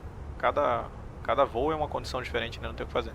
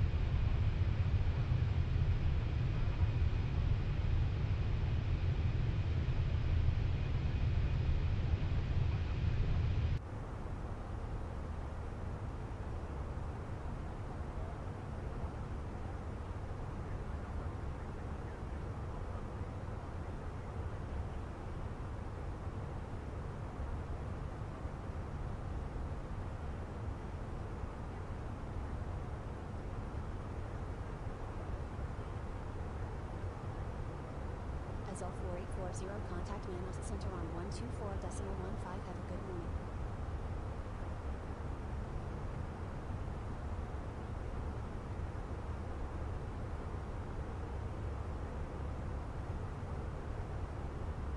Azul 4840, good morning.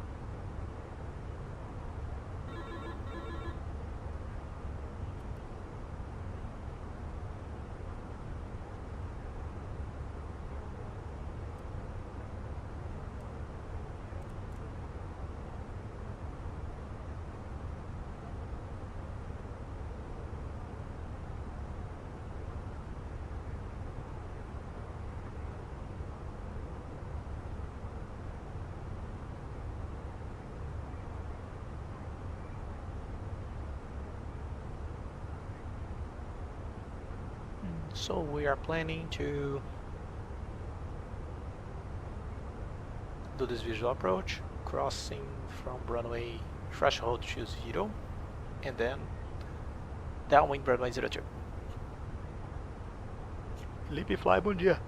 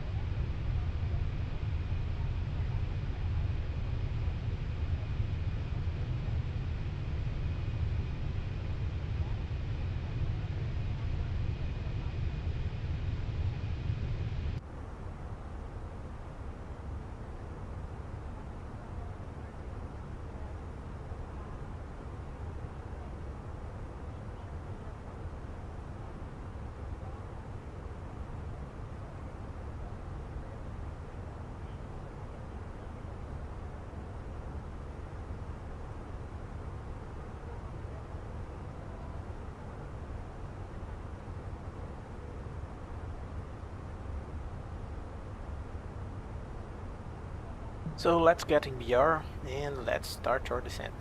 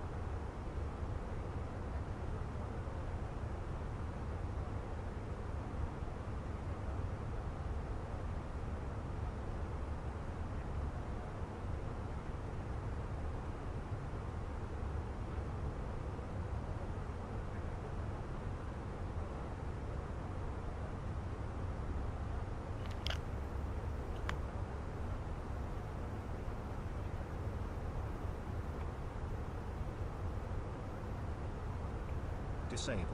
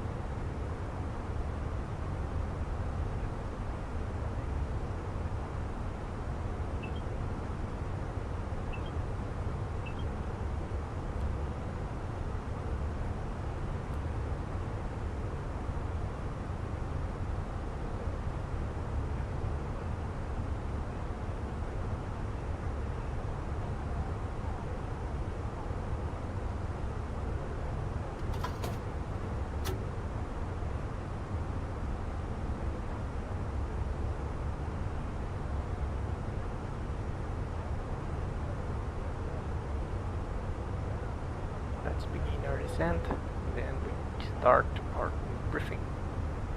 Descent to 4000, that is the MSA. Descent altiblue 040 blue. Checked. Threats for billing. We have general aviation and birds.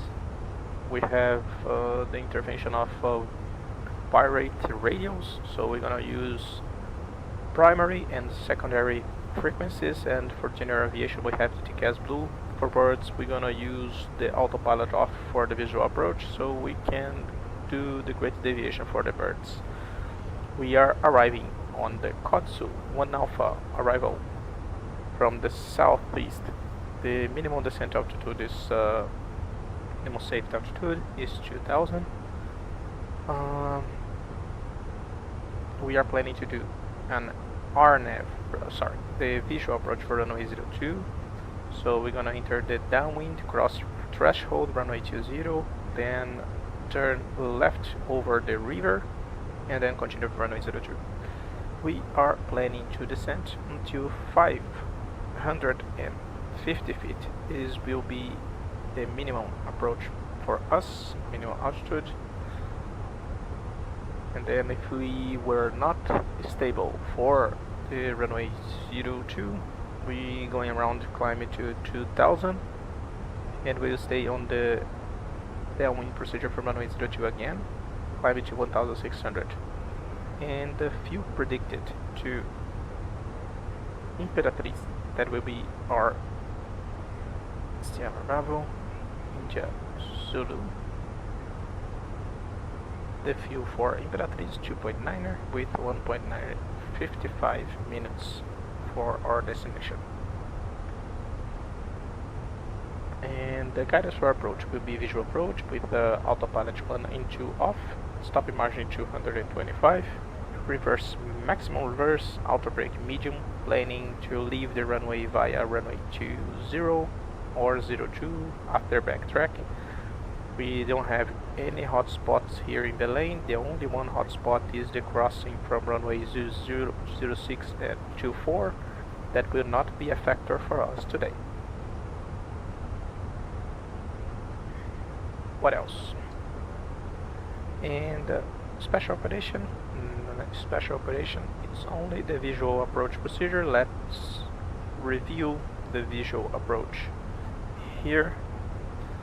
So we're gonna cross the airdrome at the downwind. We're gonna flaps 1, A-beam we're gonna start our timer, turning base on flaps 2, and then initiate the descent, gear down here, and flaps 3 on the final approach, in flaps full. In case of going around, we're gonna use go around flaps command and continue our departure.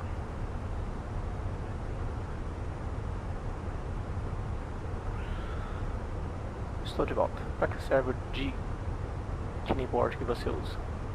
Existe alguma dica do voo não ser tão cansativo? Então, Pedro, que nem eu falo pra vocês, né? O voo nunca é cansativo ou chato para quem tem o que estudar.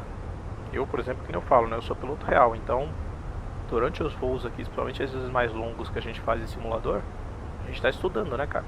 Tanto no avião real quanto aqui no avião do simulador. Se você tá ficando enjoado de ler 15 mil páginas de manual do seu avião, é sinal de que você tá precisando procurar outra profissão, né?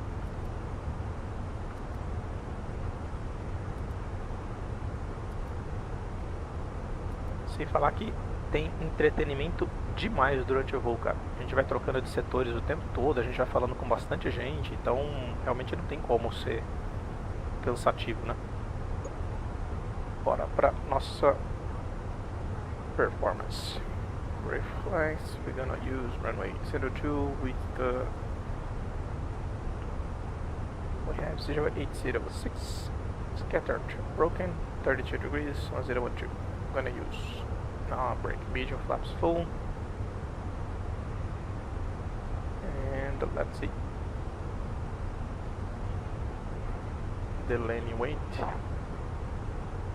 We have 58.6.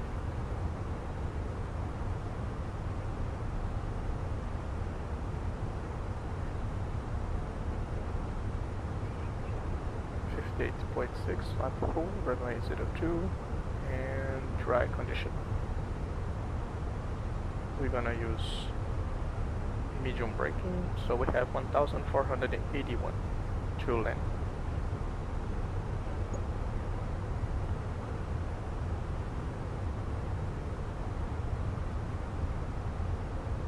Na verdade, Pedro, o Keyboard já não estou usando mais. Atualmente, que está na descrição do vídeo aí, é o Open Keyboard, que é esse cara que tanto coloca as cartas para quem é no painel do VR, coloca vocês aqui no chat, coloca alguns outros sistemas também ali em cima, como o sistema da Eval, LiveATC e tal, quando eu estou usando, dependendo de qual eu estou usando no momento.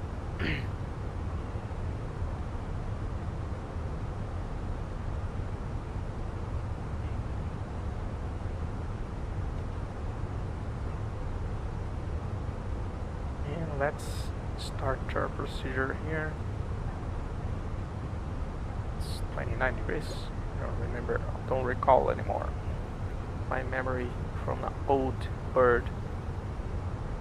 What the hell is going on here?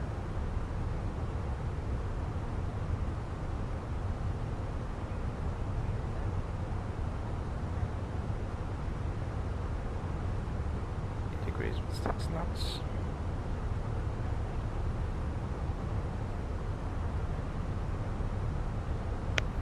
And 32, 1012.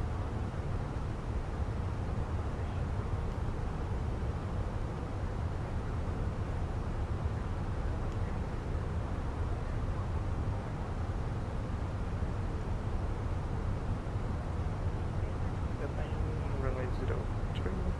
Display in 90 Hz.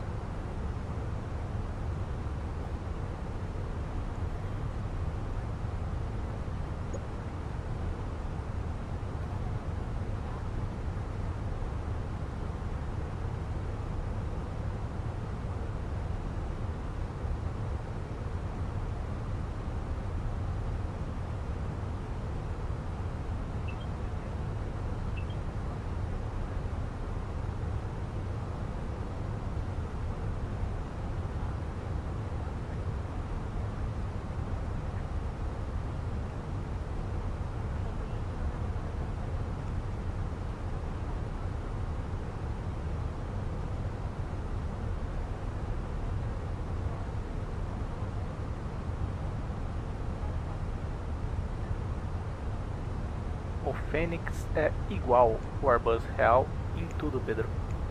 Não é só na MCDU, não. Existem variações, Pedro, de um avião para o outro, né? Às vezes na mesma empresa existem variações diferentes de software, né? Por exemplo, tem alguns MCDUs, que nem esse daqui, ó. O Next Phase aqui, ó. Por exemplo, você vem na página de Performance. Esse Next Phase, em alguns aviões nossos da empresa, ao invés de você pressionar ali, você pressiona nessas teclas aqui. Isso é só uma diferença de um software para outro, mas que não altera em nada praticamente a operação da gente aqui no avião, né?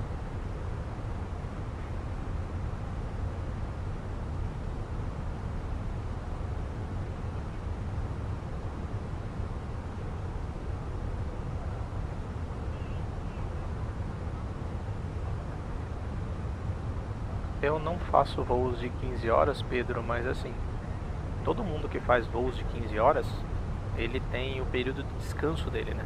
Você não fica 15 horas no cockpit. Um voo de 15 horas, todo voo acima de 12 horas geralmente, ele já tem tripulação, aliás, acima de 11 horas, né? Você já tem tripulação composta, ou seja, vai 2 copilotos, 2 comandantes. E aí, durante o voo, geralmente trocas a cada 3 horas, você sai 3 horas do cockpit, vai descansar no crew rest, que geralmente são os aviões de linha aérea que são maiores assim, ele tem um sarcófago, né, onde você vai lá, deita lá e descansa durante 3 ou 4 horas, dependendo de como é a política da empresa. Você fica descansando lá, dormindo por 4 horas, aí você volta pro cockpit e voa mais 4 horas, troca de novo, vai dormir novamente. Então assim, é que você pensa que a gente fica 15 horas aqui dentro. Negativo, a gente não fica 15 horas aqui dentro.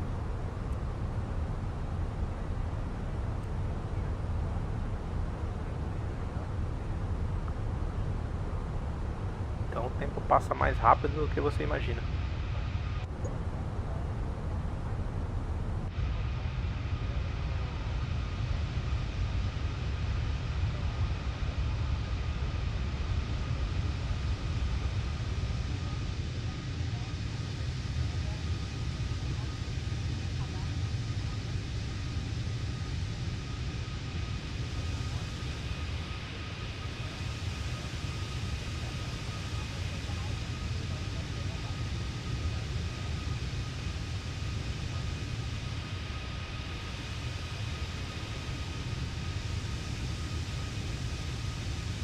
Azul 4840, contact Manos Center on 124.8. Have a nice day. 124.8.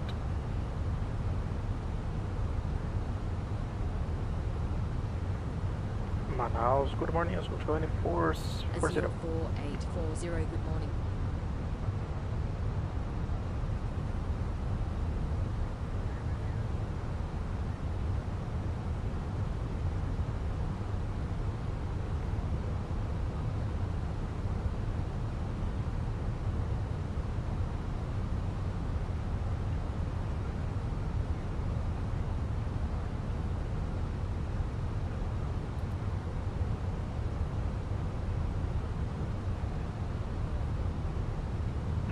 Na verdade, Nick, como que funciona?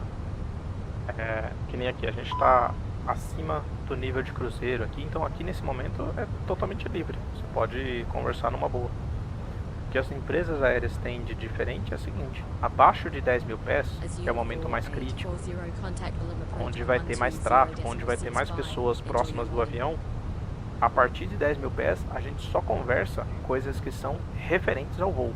A gente não fica mais falando de simulador de voo, de fotografia, curtindo foto de mulherada no Instagram, entendeu? ASUL 4840, good morning. Continue descent via the Pods 1 Alpha arrival, where the ILS X-ray approach to runway 06 with the VE393 transition at Valdecans JC Ribeiro International. Pods 1 Alpha arrival, runway 06, Azul 4840. Então geralmente aqui na descida, né? Quando a gente passar 10 mil pés, aí daqui pra baixo a gente só fala coisas sobre o voo, né? A gente não fica assim entrando em conversas aleatórias, né? Porque por conta disso, né? Porque é a fase de que a gente chama de stereo cockpit, ou seja, nesse momento só se fala coisas do voo, né? Que são referentes à operação desse momento.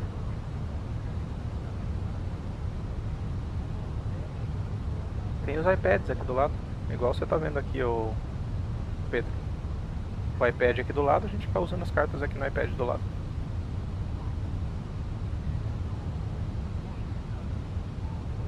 O aplicativo que a gente usa para ler as cartas chama Jeppesen Flight Deck Pro.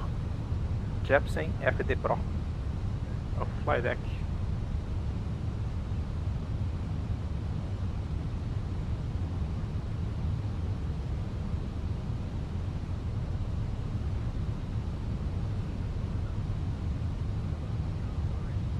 Coordenação livre vem.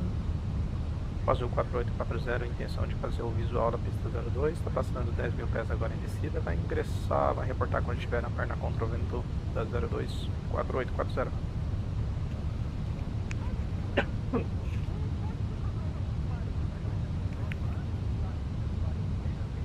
Passing 100. Tripulação, 10 mil pés.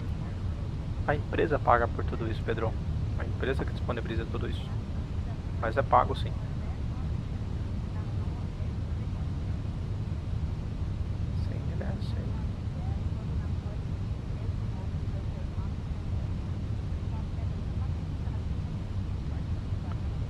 And we're gonna continue our descent to 1,600 feet.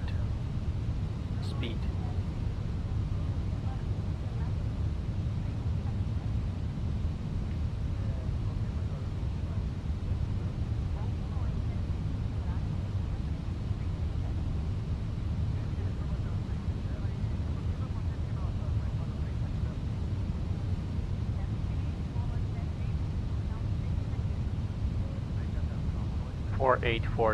Establish on final. ASUL 4840, contact tower on 118.7. Have a good morning. 118.7. Já transferi pra gente. Set standard? Yep. Aliás. Set QNH. ASUL 4840, good morning. QNH cross-checked, QNH is passing 1012. 9,200. Now. Check it.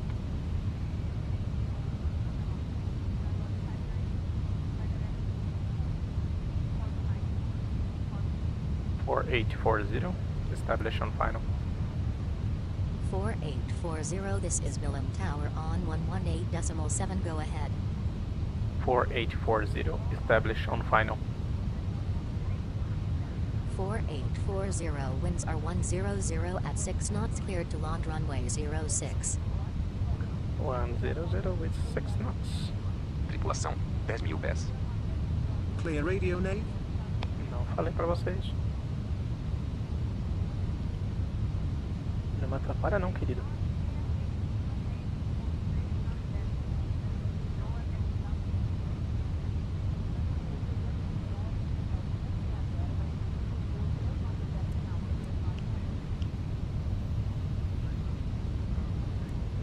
A gente vai fazer isso aqui, não. Passa no 04, cruza a cabeceira oposta, Papa Bravo 02, entra na perna do vento, pista 02, só para dar um pouquinho mais de dificuldade no circuitinho visual.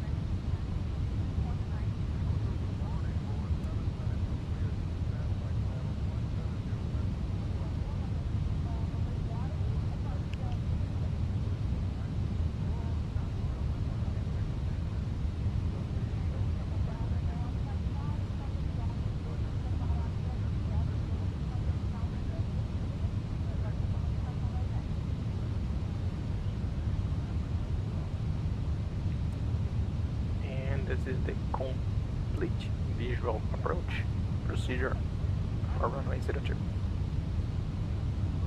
Exactly like in the chart. The downwind will be over the river.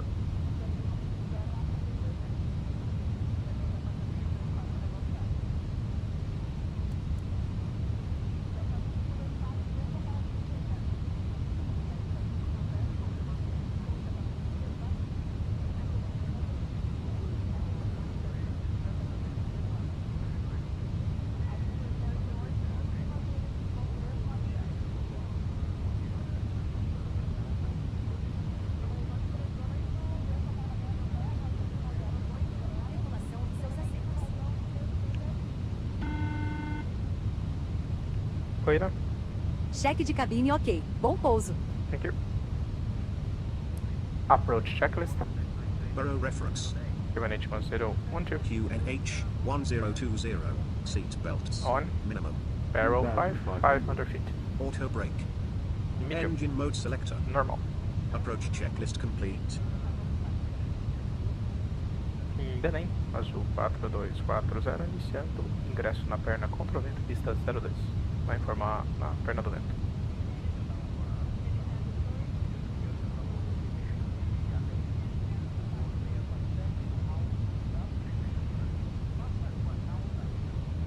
There's the airport and the runway.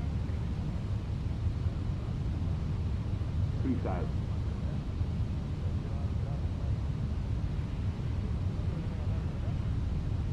Flaps 1. Speed checked. Flaps 1. Tripulação, preparar para o pouso. Thank you.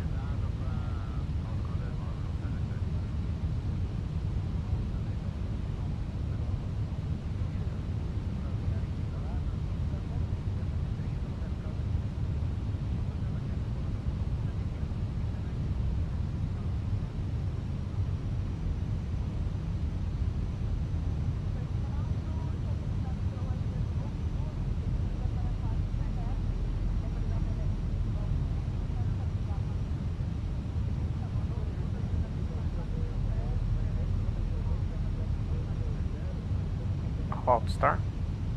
Checked.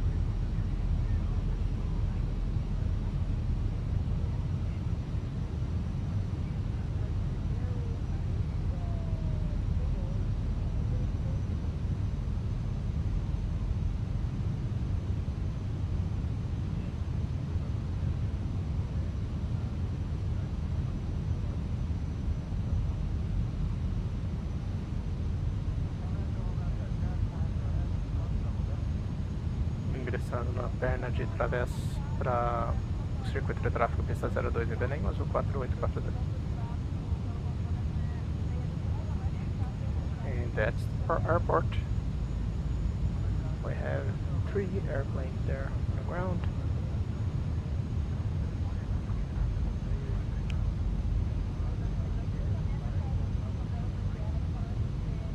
Valeu, Alexandre. Tudo bem, cara? Tá sumido, hein?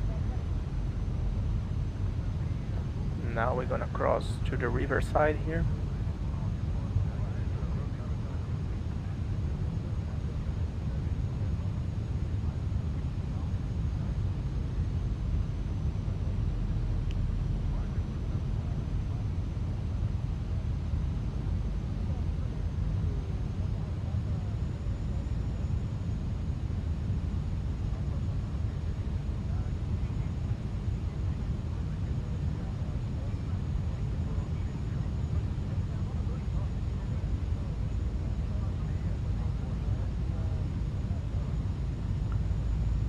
We are now joining the downwind, runway 02, and chrono start.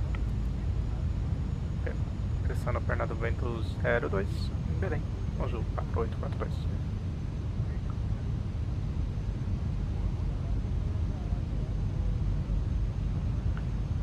Autopilot off. Checked. Flight directors off. Flight directors off. Bird on. Bird on. Set runway tracks 025. Flaps 2. Speed checked. Flaps 2.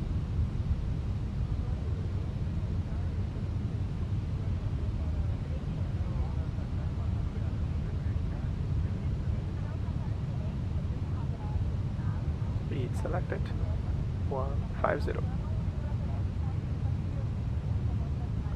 45 seconds. Let's turn into our final approach. Checked. Base para final 02 em Belém, azul 4842.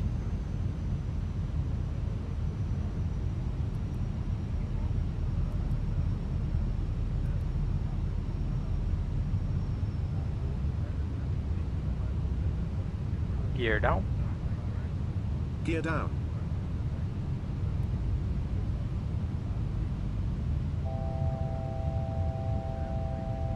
I forgot to change the wind here.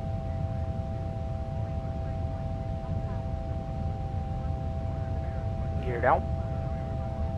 Gear down.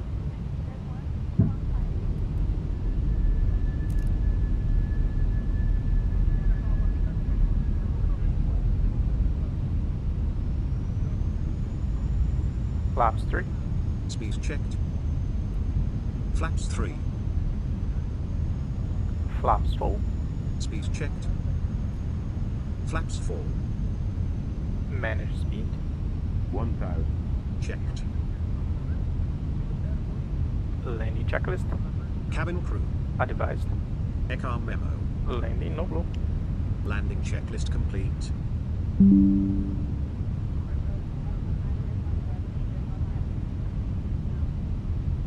Final da 02 em Belém, azul 4840. Easy money. 100 above. Checked.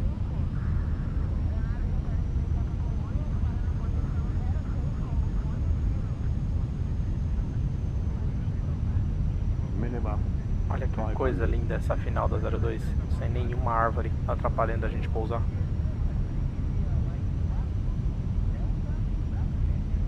No Flight Simulator 2024 e é um caos. 300 stable. 300.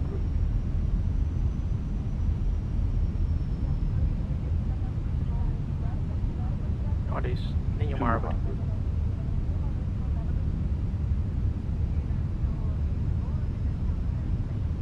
100. 50, 40, 30, 20, retard. Drive. Spoilers. Reverse green. Decel. Azul 4840 exit runway when able. Be advised you may have landed on the wrong runway. Mono braking. Auto brake off.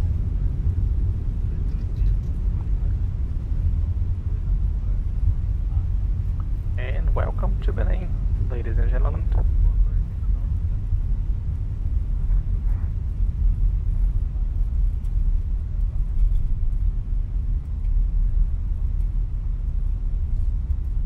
Olha a altura das árvores na final da 20 e da 24. Que maravilha. Finalmente a gente conseguiu salvar o aeroporto.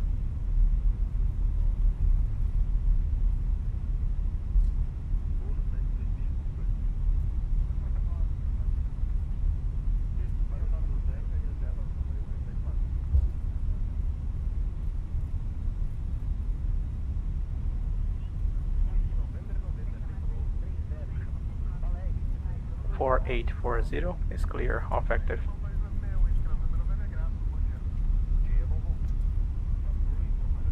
Four 4840 is clear, off active. Azul 4840 contact ground on 121.9er. Enjoy your morning. 121.9er.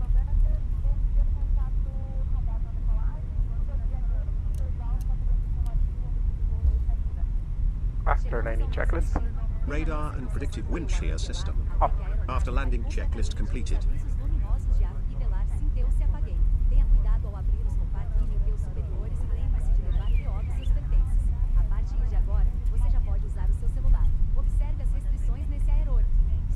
Lights on to cross the runway.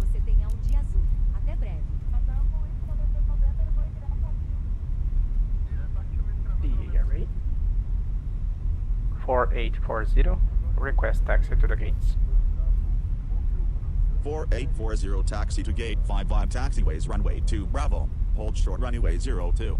Runway 02 and Bravo, runway to gate 05, Zulu 20, 4840. Stand by, lights off.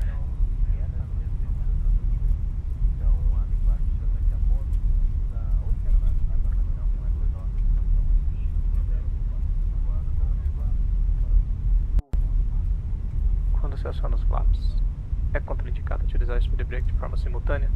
Não, Alexandre. A única restrição que você tem é que você só pode usar o speed brake até flap 3. Se na final, por exemplo, você está vindo desacelerando, trem embaixo, colocando o flap com o speed brake acionado, quando você chegar com flap 3, você tem que recolher o speed brake, aí sim você pedir flap full, entendeu? A única restrição.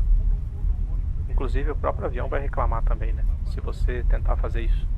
Se você tentar aplicar flap 3 com o spoiler ainda aberto, ele vai reclamar falando que, pô, tá aberto ainda. Shutdown engine 2. Clear right side. Clear left side.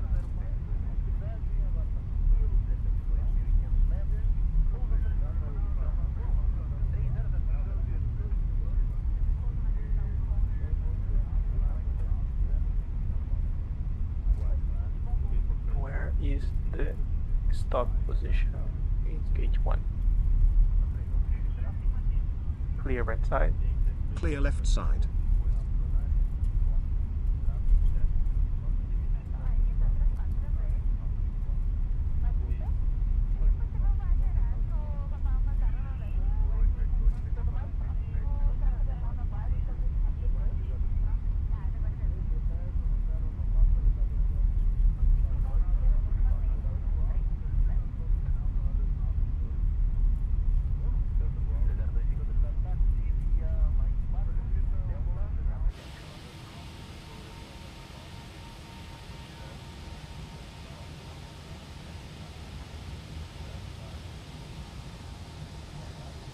Azul 4840 cross runway 02. We already crossed.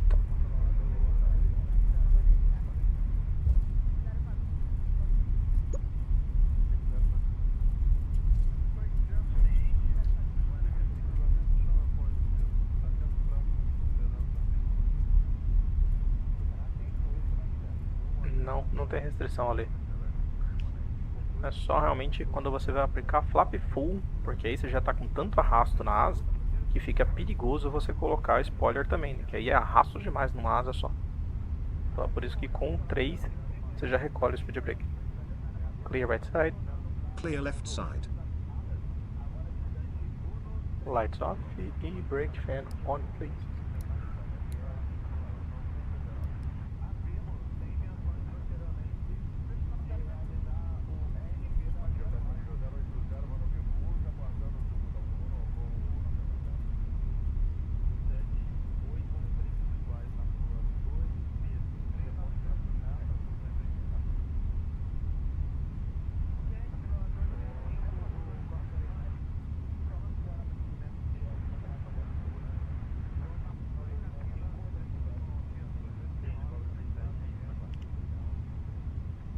Parking brake set, stand by.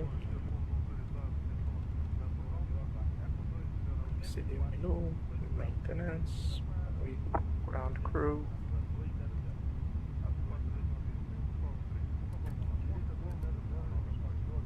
Shutdown engine 1. Tripulação, por gentileza, cheque de portas.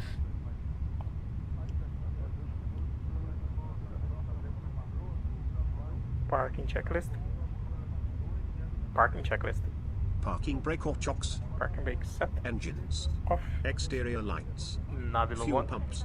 Off. Yellow electrical pump. Off. ATC. Stand by. Parking checklist completed. Engine 1. 17.6, 19. Cabine, Azul Tech. Oi, Tech, tudo bom? Tô ótimo. E vocês? Bem também. Sejam bem-vindos. Obrigado. Como tá a máquina? A aeronave ok, sem reportes. Me passa o remanescente e o óleo. Estamos com 3.900 de combustível, 18,5 no 1, 19 no 2. Beleza, anotado. Vou iniciando o abastecimento com o recomendado, ok? Combinado, a gente volta pra... Qualquer coisa me chama. Valeu. Maintenance. Ground and... Deixa eu ver qual que é a mensagem que chegou aqui. APSU. Nossa, menu com ATs. Bora pro replay?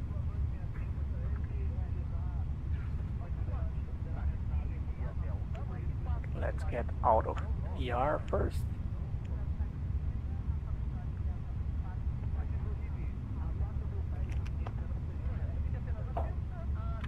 Enable.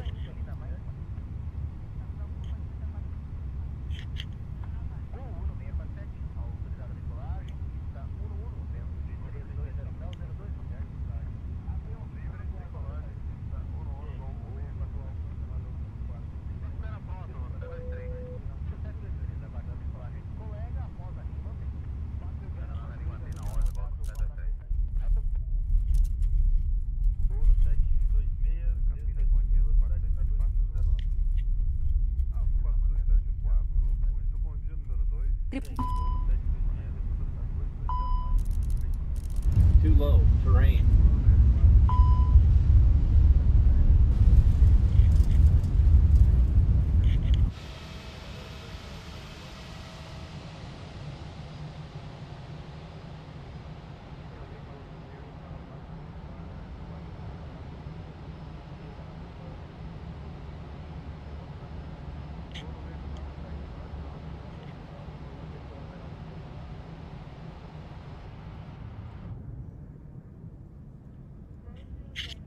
And go.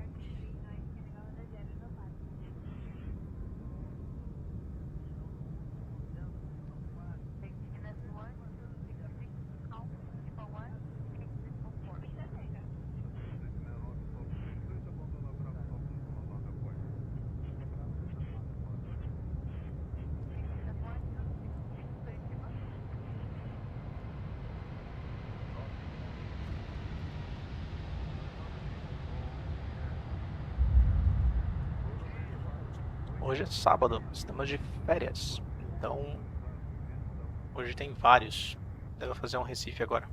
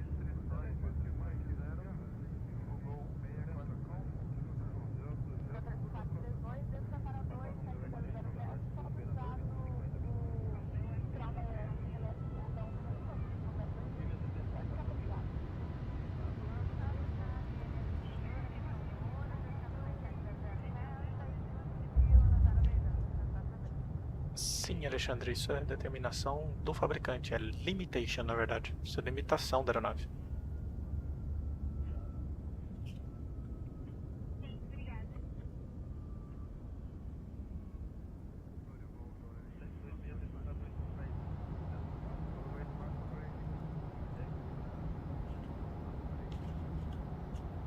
Bora reservar a próxima etapa.